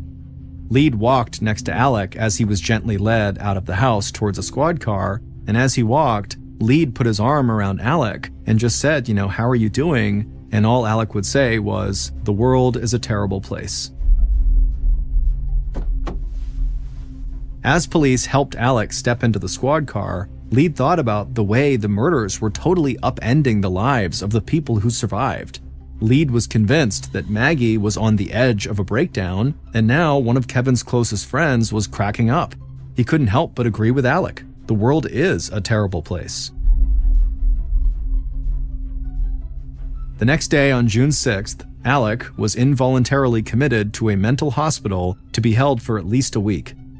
For the next 6 days, Alec was kept in a locked ward and not allowed to have any contact with anyone outside of the hospital except for his parents.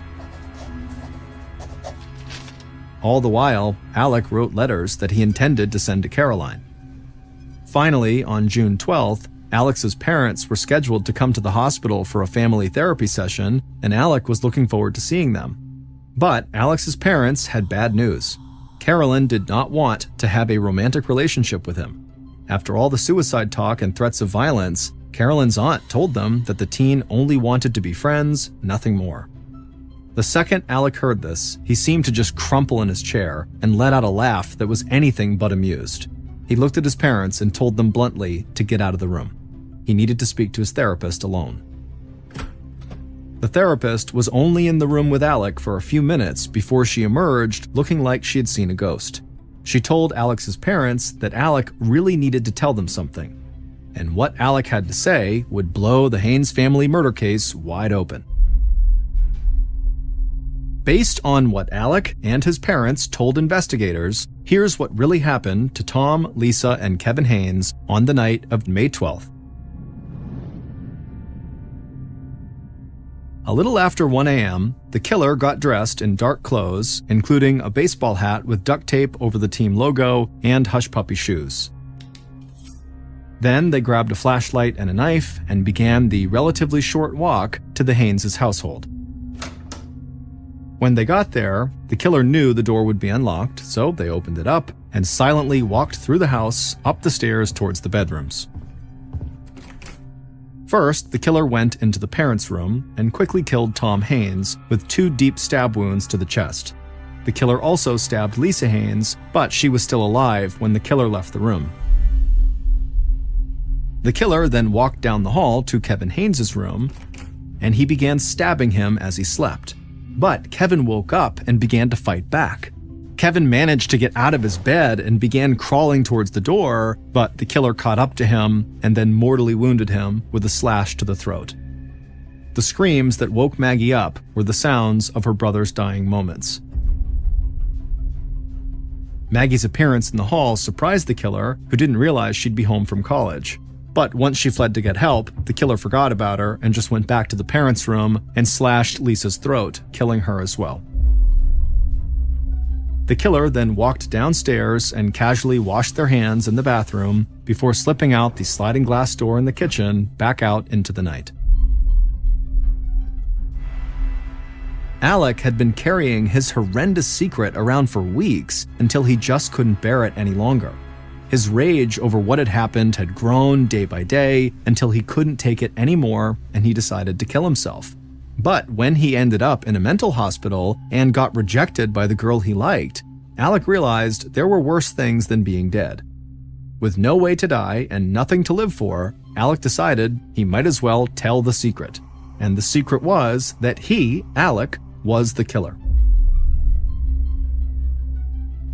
Alec offered almost nothing in way of explanation for what he had done. He said only that his best friend, Kevin, had been annoying him lately, chewing too loudly at lunch and arguing a bit too much in their conversations. Alec said that initially he planned only to kill Kevin and smother him with a pillow.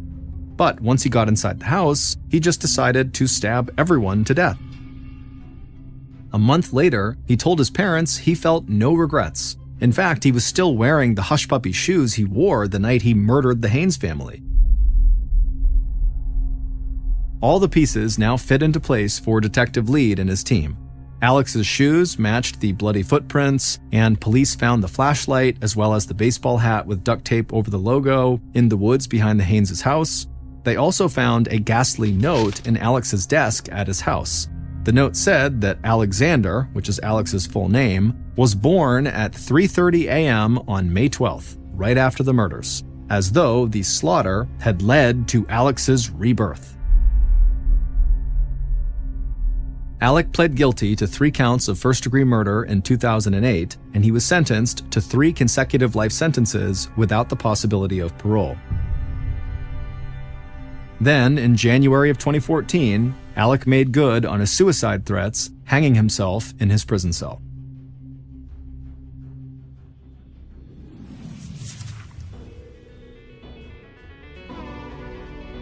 Thank you for listening to the MrBallen Podcast. If you enjoyed today's story, be sure to check out our YouTube channel, just called MrBallen, where we have hundreds more stories just like this one, many of which are not available on this podcast. They are only available on YouTube. Again, that YouTube channel is just called MrBallen. So that's going to do it. I really appreciate your support. Until next time, see ya.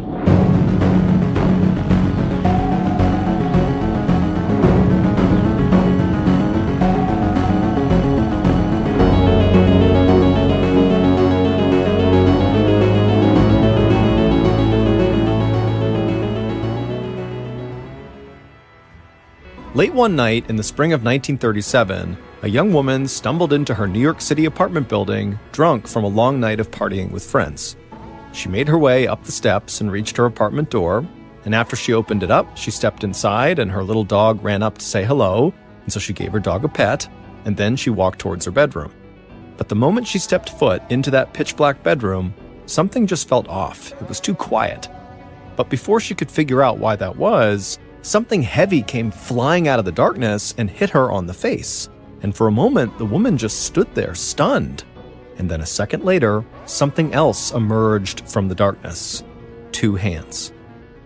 But before we get into that story, if you're a fan of the strange, dark, and mysterious delivered in story format, then you've come to the right podcast, because that's all we do, and we upload twice a week.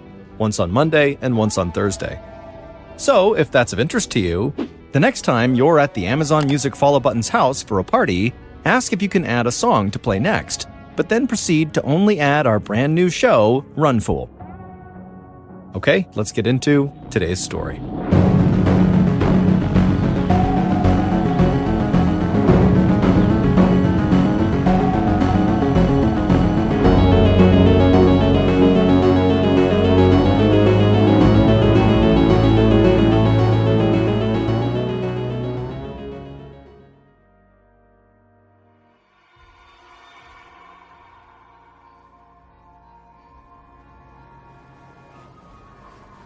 On the evening of March 27, 1937, a 20-year-old woman named Veronica Ronnie Gideon walked alone down a dark street in New York City. She hugged herself against the early spring chill as she made her way to the home of a man she barely knew. Ronnie's boyfriend had left for the Easter weekend to visit his family, so he had asked his best friend to keep an eye on Ronnie while he was away. That friend had invited Ronnie to his place for dinner and then an evening of drinking and dancing. And that's where Ronnie was headed right now. She was feeling a bit nervous, but also excited, and she was wearing one of her favorite outfits, a pretty blue tea dress. Ronnie thought it was pretty funny that her boyfriend was so worried she might cheat on him that he had basically set her up on a date tonight himself. Sure, a second man was going to join Ronnie and her boyfriend's best friend, but that just meant Ronnie would be out on the town with two men that were not her boyfriend. And they planned to stay out at the bars until they closed at 3 a.m. But even if she didn't admit this, Ronnie did understand why she made her boyfriend nervous. She was totally gorgeous, with a bubbly personality and a quick sense of humor. She also had a modeling career that was really starting to get her noticed, too. In fact, recently, she'd started to think she could actually become a famous model. Only a few days earlier, the latest issue of Inside Detective magazine had hit newsstands all over the city, and there on the cover was Ronnie herself.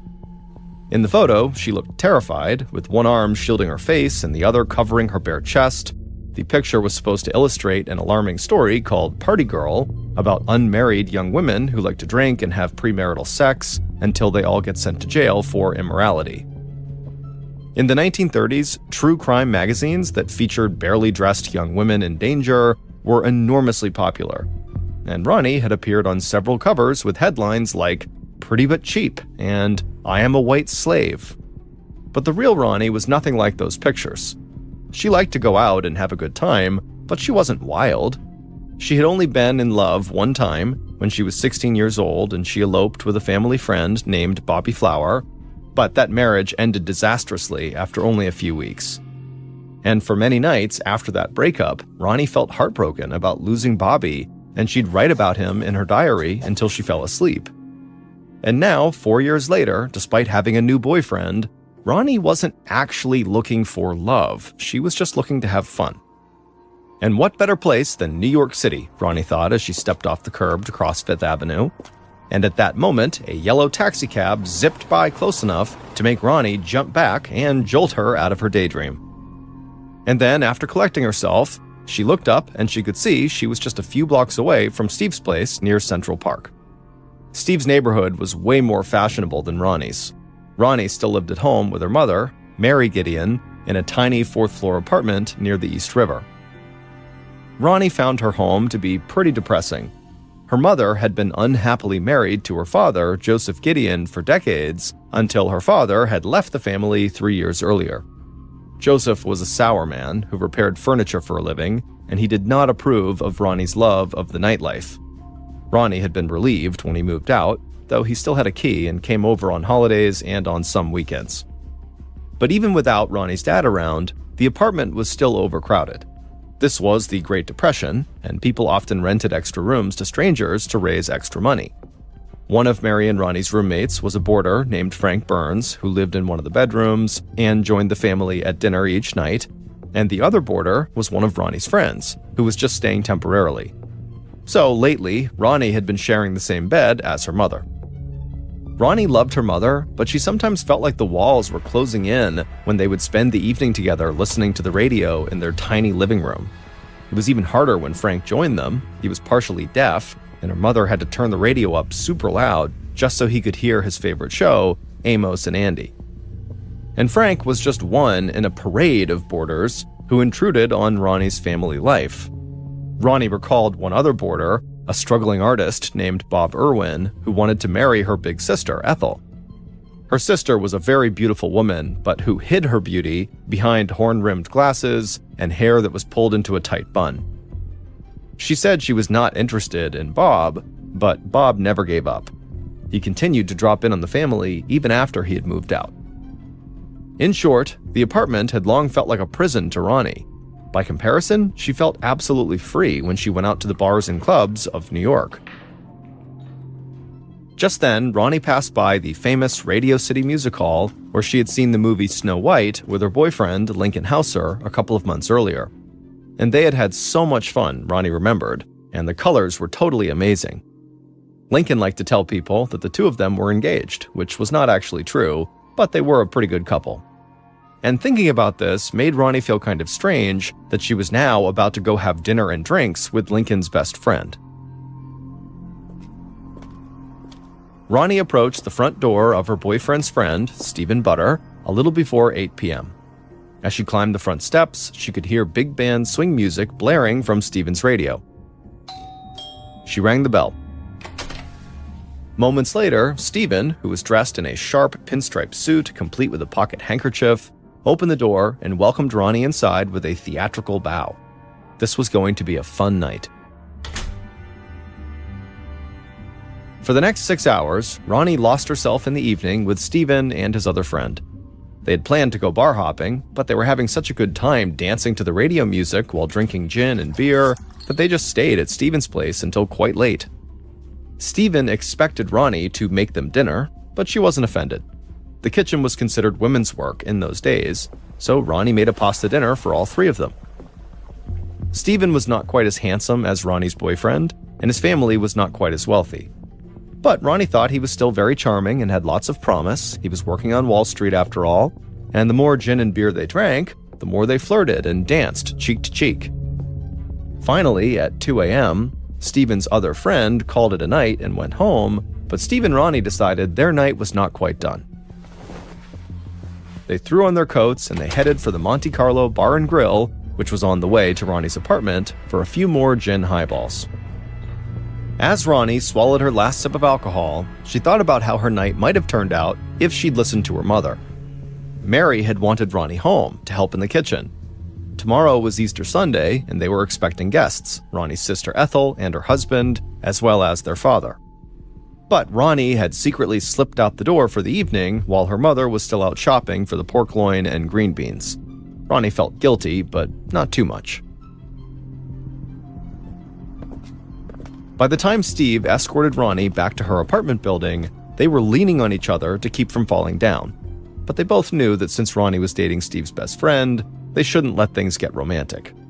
So instead of a goodnight kiss, Steve offered to escort Ronnie to church the next morning for Easter Mass at 10, and she happily said yes. Ronnie let herself in the main building door and began climbing the 4 flights of stairs to her apartment. She was a little dizzy from all the booze, but she felt lighthearted. Steve had been a good companion for the evening, and she was glad that she'd see him again in the morning. Ronnie walked in the door of her apartment at about 3 a.m., trying to be extra quiet so she didn't wake up the people inside, which included her mother and one of the 2 boarders named Frank. As for the other boarder, which was Ronnie's friend, they were out of town. Ronnie quietly ducked into the bathroom near the front door and undressed down to her slip. She took off her makeup and washed her face and hands. She brushed her teeth and then brushed her hair. And then finally, she was ready for bed, and so she tiptoed to the dark, silent bedroom where she and her mother slept. As she entered the bedroom, Ronnie couldn't see or hear a thing, not even her mother's breathing. And then suddenly, a hard object struck Ronnie in the face. It stunned Ronnie far more than it hurt her, but she was so terrified and confused, she didn't move an inch. And then a second later, a man's hand came out of the blackness and squeezed around Ronnie's throat and then shoved her roughly onto the bed. "Please don't touch me," Ronnie managed to croak in little more than a whisper, but the man just squeezed tighter. The next morning was Easter, and Ronnie's father, Joseph Gideon, woke up feeling totally hungover inside of the little room he had been renting since he separated from Ronnie's mother, Mary. But despite Joseph's throbbing headache from all the beers and shots of alcohol he had drank the night before, Joseph was actually in a great mood. He was going to have dinner with his family, and he and his estranged wife, Mary, had big news.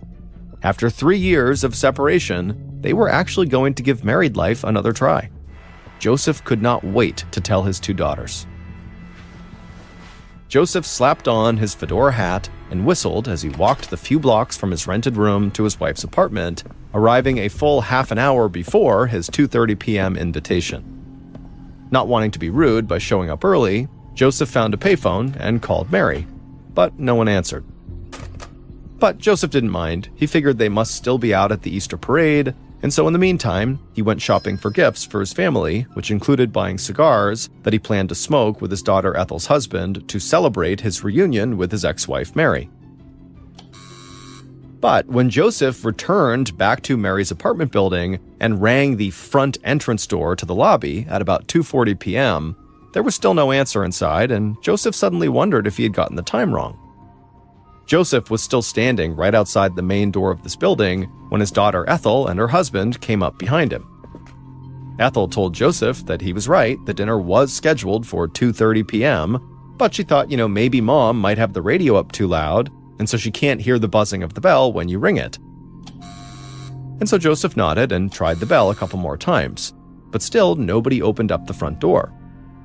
Eventually, another tenant inside the building heard all this buzzing and just let all three of them in the main door to the building. Joseph immediately bounded up the 4 flights of stairs to Mary and Ronnie's apartment. He was going to give them a piece of his mind for leaving the Easter guests waiting outside.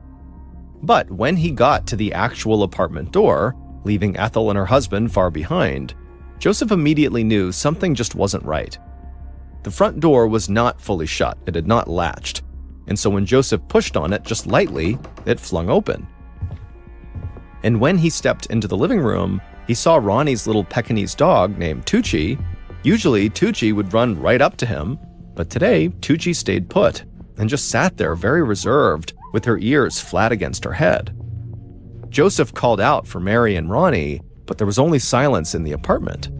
Joseph looked across to the kitchen and saw the pork, which was supposed to be today's dinner, sitting on the counter, obviously uncooked. Joseph went into the bedroom that Mary and Ronnie shared, but no one was there. Nothing was disturbed, except there were broken pieces of a bar of soap scattered all across the carpet. With mounting anxiety, Joseph then entered the second bedroom where Ronnie used to sleep until her friend moved in, and what he saw in there was worse than anything Joseph could have imagined. His daughter, Ronnie, was lying stark naked on the bed, her eyes wide open and staring at the ceiling. Her skin was the color gray-blue, and her neck was mottled with dark bruises. Joseph practically fell over in his haste to get out of the room containing his daughter's corpse. But when he stumbled into the third bedroom, there was only more horror. Frank, the boarder, was lying under the covers, the blanket right up to his neck, but his head was mutilated and covered in blood.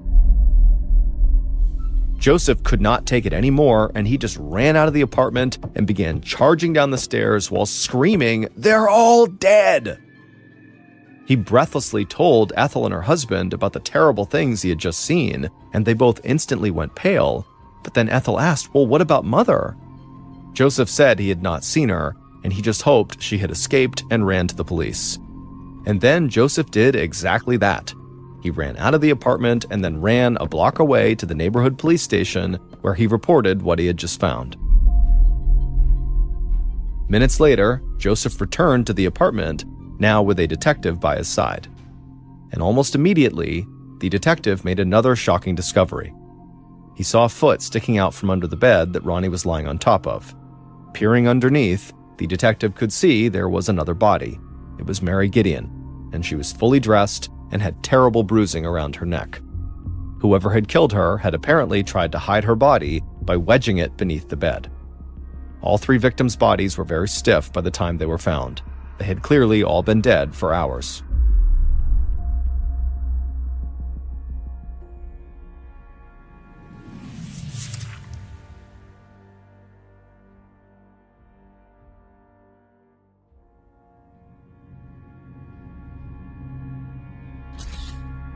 By late Sunday afternoon, a small army of New York detectives, led by tough guy Assistant Chief Inspector John A. Lyons, had descended on Ronnie and Mary's apartment, and the flashbulbs of crime scene photographers popped in every room as they recorded details of the gruesome murders. The detectives found a single gray suede glove in Frank's bedroom, likely left behind by the killer. They also found Ronnie's torn silk panties behind the headboard where her body lay, suggesting it was her assailant who had removed her clothes, either before or after killing her. Aside from the corpses, though, the apartment seemed totally undisturbed. This was not a robbery. The killer came specifically for these people. Inspector Lyons concluded that the boarder, Frank, one of the victims, was probably killed first as he slept. Someone had stabbed him 11 times in the head, likely with an ice pick. His skull was nearly caved in. Both Ronnie and Mary had been strangled to death by someone's hands, and Mary, at least, had put up a fierce fight. She had bruises all over her knuckles. The detectives could not say for sure if the women had been sexually assaulted, but it seemed fairly obvious to Inspector Lyons that they must have. However, he would leave it to the medical examiner to confirm that detail. One other thing stood out to Inspector Lyons as he puffed on a cigar and watched another detective give Ronnie's dog a belly scratch. Why didn't the neighbors hear anything while 3 brutal murders were committed in the middle of the night? Tucci was the type of nervous little dog that barked incessantly at strangers. But apparently, Tucci had not made a sound at all, or had just been so quiet that neighbors were not woken up by the dog. But to Lyons, the implication here was clear. Whoever committed what would soon be known as the Easter Sunday Massacre must have known this dog well, so much so that the dog did not bark when they saw this person. The next day, the murders made the papers. In New York, there were newspapers that warned of a, quote, sex fiend that was on the loose in the city and that he would surely strike again. The media really fixated on the fact that Ronnie was this beautiful model who was found in the nude, and so they eagerly printed these photographs from Ronnie's modeling work where she was in various states of undress. By coincidence, Ronnie had been murdered exactly 1 year after another sensational murder just down the street. A delivery man had snuck into the apartment of writer Nancy Titterton and then assaulted her, strangled her, and left her tied up naked in her bathtub. Now, the Titterton murder seemed to be happening all over again, the newspaper said. One newspaper said that all American women were now in danger from the rising wave of sex murders. Locksmiths reported a sudden increase in lock sales to men eager to protect their women from predators. Inspector Lyons felt his blood pressure starting to rise as he read the morning headlines while he finished his breakfast. A story about the murder described Ronnie as being this prize beauty who was slaughtered by a sex-crazed lunatic who was still on the loose. To Lyons, stories like these just made his job harder, whipping up public fears and putting pressure on the police to find the killer faster, which he felt just encouraged sloppy detective work. Just then, as if on cue, the police commissioner himself called Lyons. And he told him to take as many detectives as he needed because solving the Easter Sunday Massacre was now the department's top goal. By the time Lyons set off for police headquarters that morning, he had a plan to employ 75 detectives who would talk to everyone who lived near the Gideons, and they would talk to anyone who knew the Gideons over the past few years. This would be one of the biggest criminal investigations in New York City's history. And Lyons would make it clear to his massive team of investigators that they should not hesitate to get rough with people if they had to. One of the first people brought in for questioning was Ronnie's father, Joseph Gideon. At 4 p.m. that Monday, Joseph Gideon reported to the same neighborhood police station where he came running to plead for help the day before. This time, though, he was trailed by a gang of reporters who were shouting questions at him while he remained grimly silent. Joseph expected to be treated as a grieving loved one, but the police treated him like a suspect from the start. They fingerprinted him and made him empty all his pockets to be sure he had no weapons. Then they relentlessly grilled him with questions for 12 hours as detectives took turns trying to get Joseph to break down. But over the course of this interview, Joseph only grew more ornery. Joseph had an alibi. Well, sort of. He had spent Saturday evening drinking at a bar and playing skee-ball with some other people who could confirm he was there. But by the time his daughter and his ex-wife were killed sometime after 3 a.m., Joseph was sleeping off the bender in his bed with no witnesses. One detective called Joseph a liar for saying he had nothing to do with the heinous crime, so Joseph called the detective a liar right back. Police eventually had to let Joseph go at about 4 a.m. on Tuesday because they had absolutely no evidence that he had done anything wrong, but they weren't quite done with Joseph. When Joseph went to his furniture repair shop to open up for the day a few hours later, he found 5 detectives waiting for him. They immediately seized the long needles that Joseph used for working on upholstery to see if maybe they matched the wounds on Frank Burns' head. Now, Joseph complained very bitterly to police. He couldn't even do his job.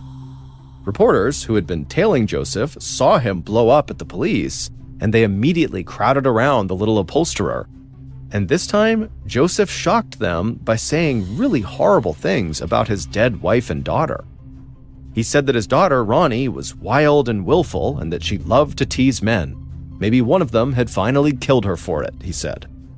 When one of the reporters suggested that the killer could be someone romantically involved with his wife, he scoffed. He said that his wife was so cold that men aside from him probably would not find her attractive. As Joseph was talking to these reporters, he showed no sign that he was actually grieving the loss of his family. Instead, he just seemed really, really mad. And so after a wave of newspaper stories printed Joseph's harsh comments, Lyons' investigators began focusing even harder on Joseph. He certainly seemed unfeeling enough to potentially have killed his own family. Now, the detectives were obviously very suspicious of Joseph Gideon, but that didn't mean anything he said to them they didn't take seriously. And so when Joseph suggested police should really look into all the men in his daughter's life to see if maybe they had something to do with it, the police said, yeah, we will do that. And so the police tracked down all the men who had dated Ronnie over the years, or Ronnie had been close to in some way, starting with Stephen Butter, the man that Ronnie had been with the evening right before she had died, the best friend of her boyfriend. Stephen had gone to pick up Ronnie for Easter Mass, as they had planned to, on Sunday morning. But when he got there, just before 10 a.m., no one answered the buzzer. And so Stephen went back home, perplexed, and he kept calling Ronnie periodically throughout the day until 3 p.m. when a detective answered the phone. The detective told Stephen they needed to talk to him right away, but didn't say why. By the time Stephen got to the police station an hour later, he was so nervous he was visibly shaking.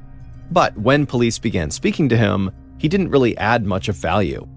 Stephen didn't even know Ronnie was dead until he got to the police station. All Stephen could say was that Ronnie was a, quote, swell kid, and they had a, quote, swell time together.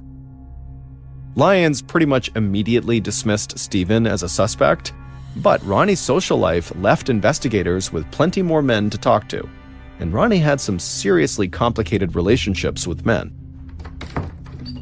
When Ronnie's boyfriend, Lincoln Hauser, spoke to detectives at his home, he alternated between praise for Ronnie as a sweet church-going young woman and slammed her as a party girl who often stayed out all night and loved to, quote, play the field with other men. Lincoln admitted that he worried his girlfriend would cheat on him when he was away, but he trusted his friend Stephen to keep an eye on her for him, which is why he had set them up to hang out that night. But Lincoln would say, despite the quarrels they had in their relationship, he loved Ronnie and was absolutely devastated by her death. Also, Lincoln had a solid alibi. He was 50 miles away with family when Ronnie was killed.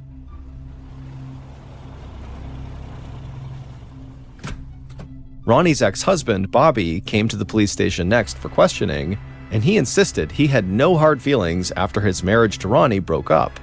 He said they were both too young to be married, and they stayed friends and even got together once in a while.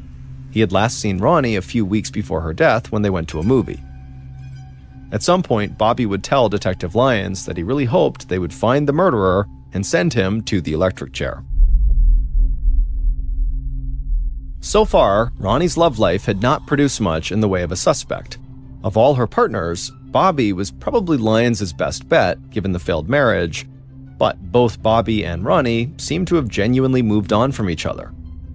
Then, one of Ronnie's closest friends suggested that police take a look at a sometime chauffeur named George Frenchy Guéret, who previously rented a room in Mary and Ronnie's apartment. He was an eccentric man who wore his chauffeur's uniform even when he wasn't working, and he spoke in a heavy French accent. But behind his kind of goofy, harmless exterior, Frenchy had a criminal record. Most importantly, according to Ronnie's friend, He had fought with Ronnie's mother, Mary, over money. In addition, Frenchie had developed a crush on Ronnie, but she had no interest, and she told him to leave her alone. Two of Lyons' detectives visited Frenchie at his rented room a few blocks from Ronnie's apartment. There, they would find 2 bloody handkerchiefs, which Frenchie blamed on nosebleeds. Frenchie did have an alibi, saying he had spent Easter weekend at a buddy's apartment, but when the detectives visited that apartment, they found no less than 4 ice picks, including one that appeared to be blood-stained. By Monday afternoon, the late editions of the newspapers were speculating that Frenchie had committed these murders, perhaps with the help of the friend he stayed with that weekend. Police quickly arrested both men. But a police analyst determined that the stain on the ice pick seized by police was not blood, it was rust. And they had no other evidence to connect Frenchie and his friend to the murders, and so Lyons reluctantly let them go. At a crowded press conference on Tuesday, 3 days after the murders, Lyons showed serious frustration from the 3 days of nonstop investigating with little to show for it. He admitted that detectives were, quote, in the dark about who killed Mary, Ronnie, and Frank. There was one very small bit of good news, though. The coroner reported that there was no physical evidence that either woman was sexually assaulted. Maybe the killer was not a sex fiend after all. And so the detectives decided to redouble their efforts on looking into Ronnie's father, Joseph Gideon.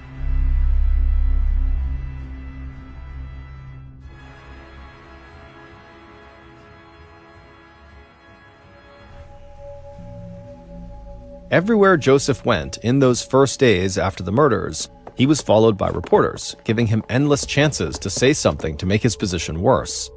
He knew that he was under police scrutiny, but he boasted to reporters that the police could not break him, and he flew into a rage when reporters questioned his whereabouts at the time of the killings.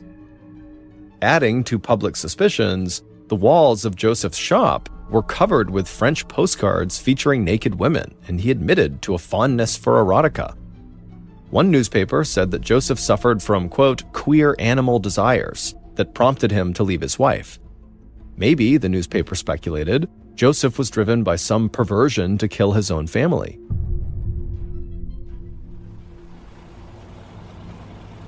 On Thursday, April 1st, so 4 days after the murders, detectives returned to Joseph's shop to look for a long needle that they had missed on their first sweep. They had already confiscated most of Joseph's tools, but a sharp-eyed upholsterer who did not know Joseph, who just happened to see a picture in the newspaper of all of Joseph's equipment that had been confiscated, told police that it looked like one needle was missing.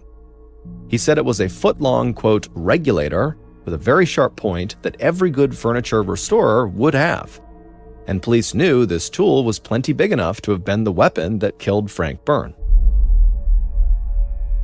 Newspapers immediately started running with the story, referring to the missing needle as the Gideon Death Needle, but the detectives would never find it. However, in their search for this other needle, they would find something else very unexpected in Joseph's shop, an unlicensed, loaded .38 caliber revolver hidden in a corner. Since Joseph had previously told police that he did not have a gun, they had now caught him in a lie. When one of the detectives phoned Assistant Chief Inspector Lyons with this news, he was elated. Now, Lyons said, they had Joseph Gideon right where they wanted him. Lyons ordered his men to start trailing Joseph wherever he went, just like the reporters were doing. They were going to allow Joseph to attend the funeral for his wife and his daughter, but that didn't mean he'd be going alone. Lyons told them to give Joseph a police escort so that a law enforcement officer was never more than an arm's length away.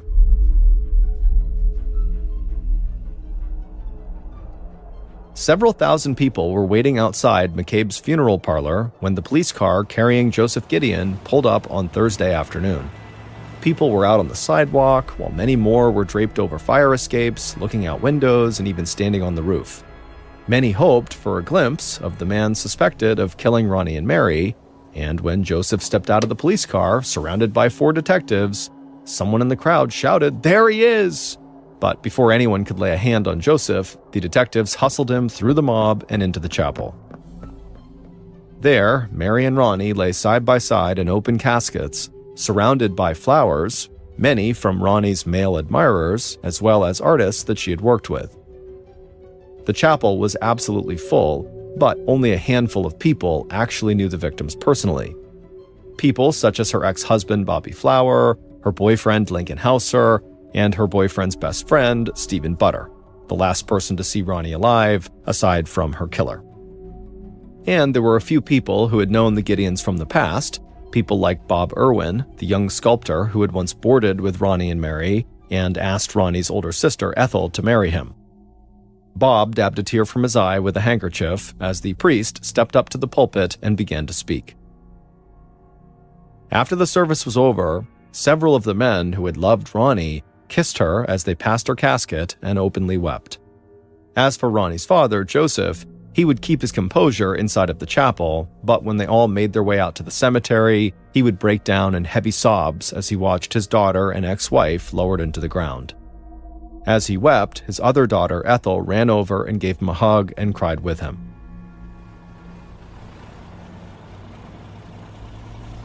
After the burial was over, police did not wait. They immediately grabbed Joseph and took him directly to the police station, where they would question him for another 6 straight hours, shaking and occasionally slapping Joseph the whole time. Despite Joseph's emotional display at the cemetery, detectives still strongly suspected he had killed his own family members, and if they pressed hard enough, he would confess. But without that missing needle that apparently Joseph could have used to kill the boarder Frank, or some other physical evidence linking Joseph to the crime in some way, prosecutors were not able to charge Joseph with murder. And when Joseph continued to deny that he was the killer, the police went to their plan B, and they charged him with illegal gun possession and put him in jail for that. By early Friday morning, April 2nd, less than a week after the murders, jail guards were taking Joseph's belt, necktie, and shoelaces to prevent him from committing suicide. Then they led him to his cell. Joseph's mind was numb as he sat on his jail cell cot, staring up at the bare light bulb that lit up the cell. The police had been questioning him relentlessly since he found the bodies of his wife and daughter 4 days earlier, and when detectives weren't grilling him, reporters followed his every move and shouted more questions. He had slept no more than maybe a few hours the whole time. For just a second, Joseph recalled last Sunday morning when he had been so excited to tell his daughters that he was getting back together with their mother. And now that was all gone. Then Joseph Gideon fell into a deep, dreamless sleep.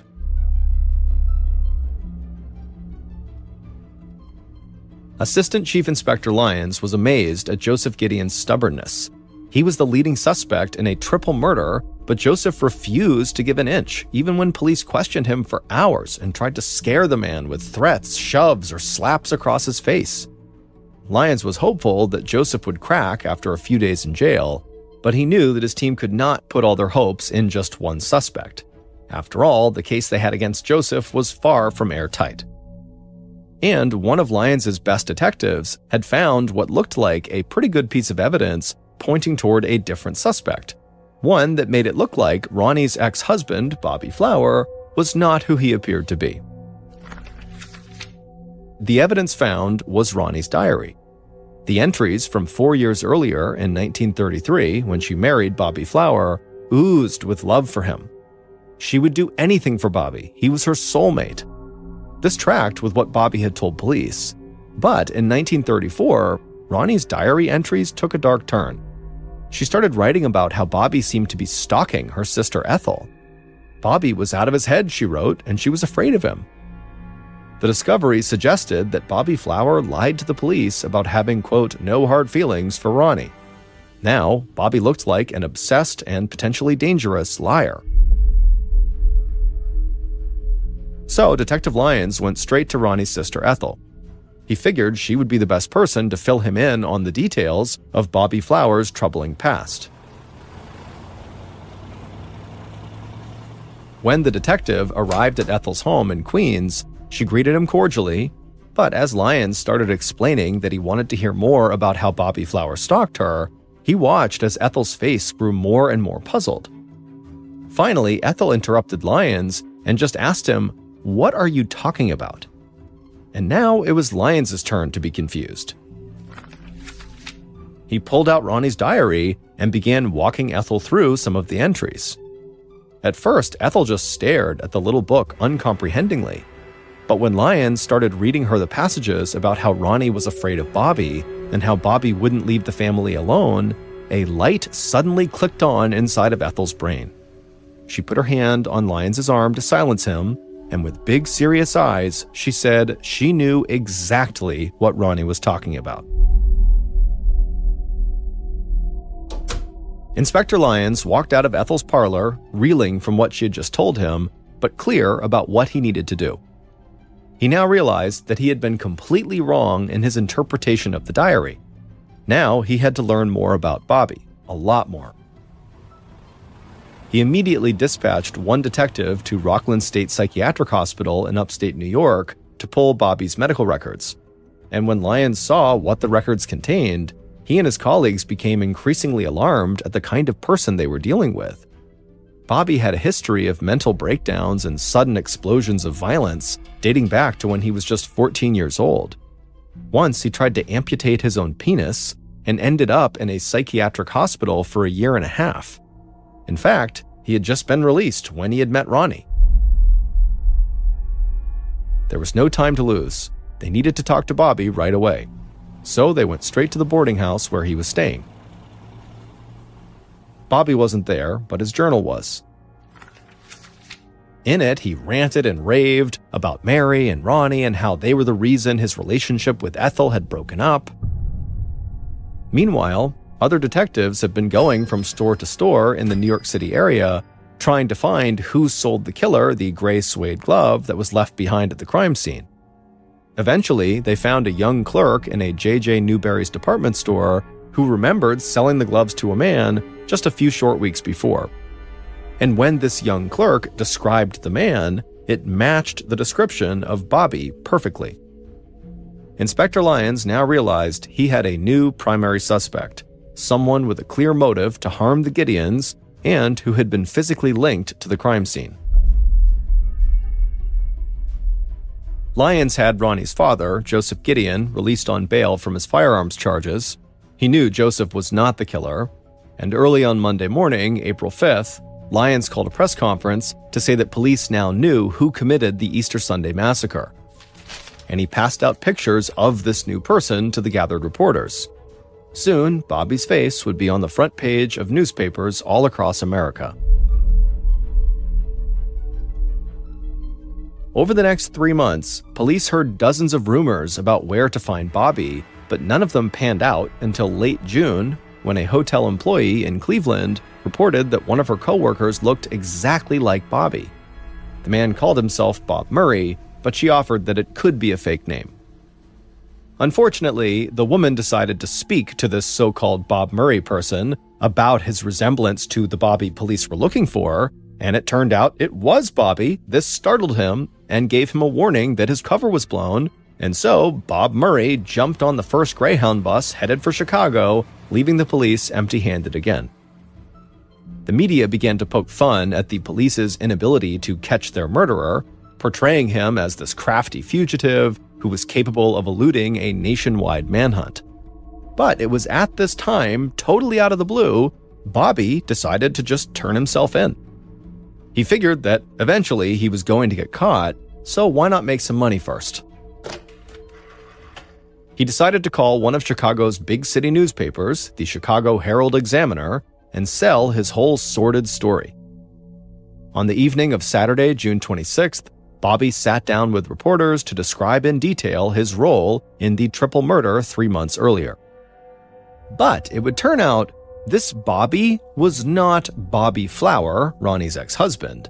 This was a very different Bobby.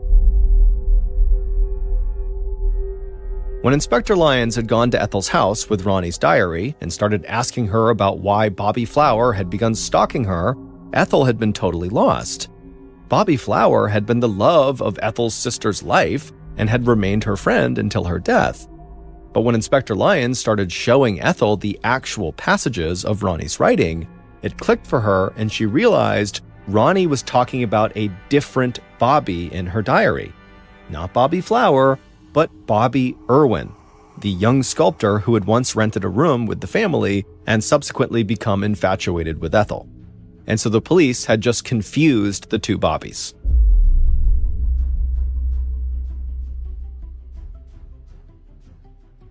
Here's the real story of what happened to Ronnie and Mary Gideon and the boarder that was living with them, Frank Burns.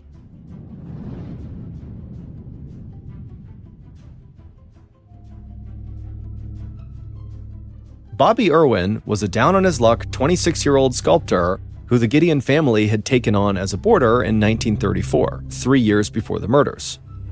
Ronnie had been 17 at the time and was still recovering from her failed marriage to the other Bobby. Ethel had been 21 years old and was building a career as a secretary after her own marriage had just fizzled out. Both sisters at the time were avoiding romantic entanglements. But Bobby Irwin, who called himself Bob, even though Ronnie referred to him exclusively as Bobby in her diary, was a confident guy. He was sure that one day he would be recognized as one of the world's greatest sculptors, and he thought Ethel was totally beautiful. He had even convinced Ethel to sit for him so that he could create a sculpture of her head out of marble. And the end product, Ethel's whole family agreed, was totally striking. The sculpture version of Ethel was both beautiful and peaceful. Her eyes were closed as if she was sleeping. While Ronnie had always thought Bob Irwin was very creepy, Ethel had actually found him very talented and charismatic at first.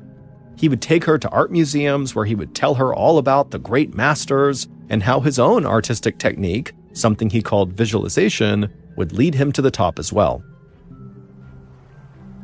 Ethel enjoyed the outings, but when Irwin asked her to marry him one summer night as they walked on the East River waterfront down by the piers, she was floored. Ethel told Irwin no and said that she was already engaged to an aspiring lawyer. This would be the man that Ethel would later marry. She said she still wanted to be friends with Irwin, but Irwin was totally heartbroken. After that, living in the same house was very uncomfortable, and so Irwin moved out later in 1934. That had been the end of the story as far as Ethel was concerned, but the story was not over for Bobby Irwin. By March 27, 1937, the day of the murders, Bobby Irwin lived at a boarding house a short walk from Ronnie and Mary's place. He still hadn't made it big as an artist. That very day, in fact, he had interviewed for another job that did not pan out. And he blamed the failures of his life on Ethel.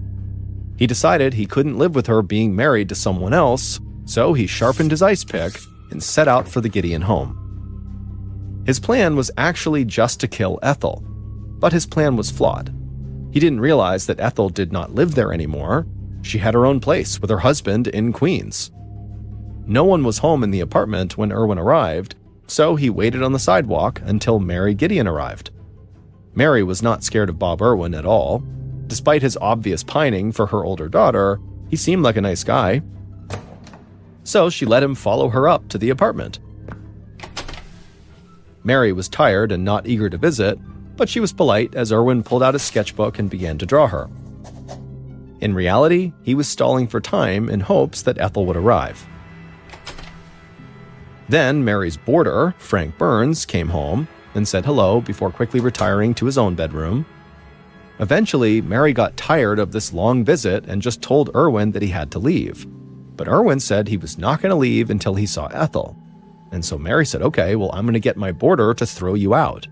And that's when Irwin lunged for Mary's throat, squeezing as tight as he could and holding on even as she scratched his face repeatedly with her fingernails.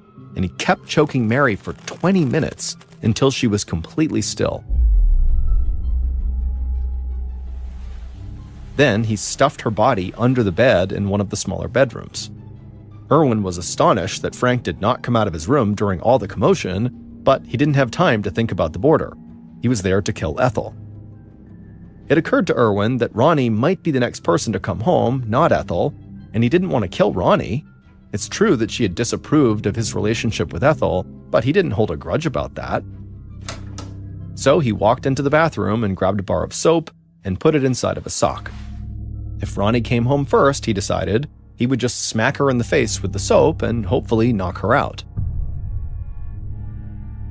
Erwin waited for nearly 2 hours in the dark of the Gideons' apartment until finally he heard Ronnie's voice after 3 a.m. speaking to her little dog.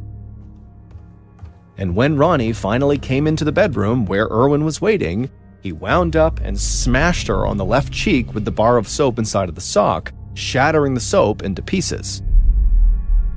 But to Erwin's surprise, this vicious blow seemed to have no effect on Ronnie. She just stood there. So Erwin grabbed her by the throat and pushed her onto the bed. He would say that he did not want to kill her at this point, but she was just making it so hard. He tried to disguise his voice, hoping she wouldn't recognize him, but she spoke to him by name as he was grappling with her, and she told him he was going to get in trouble if he didn't stop. And this was just too much for Erwin, and so he would furiously choke the life out of Ronnie and then rip off her clothes just to make the attack look as degrading as possible. By then, it was after 5 a.m., Ethel had not come back yet, and so Erwin knew he just needed to leave. But first, he knew he had to get rid of Frank, the boarder. Now, Frank never came out during the 2 attacks on the women, likely because he was almost deaf and didn't hear them. But Erwin thought he just could not take any chances, so he crept into Frank's room and began stabbing Frank in the face with his ice pick again and again and again. Finally, after Frank was dead, Erwin headed for the door, his only regret being that he did not get to kill Ethel. The Chicago Herald and Examiner paid Erwin $5,000 for his confession. It was the most money Erwin had ever made in his life, but the cops arrested him before he could spend it. New York prosecutors said they would be seeking the death penalty, but Erwin would plead guilty on the eve of his trial and would be sentenced to 139 years in prison instead. Bobby Erwin would live in mental hospitals until his death in 1975.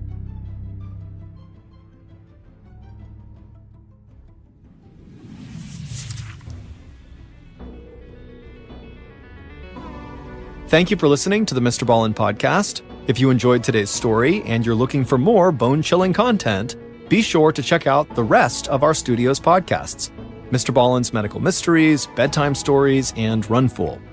Just search for Ballen Studios wherever you get your podcasts. If you want to watch hundreds more stories just like the one you heard today, head to our YouTube channel, which is just called MrBallen. So that's going to do it. I really appreciate your support. Until next time, see ya.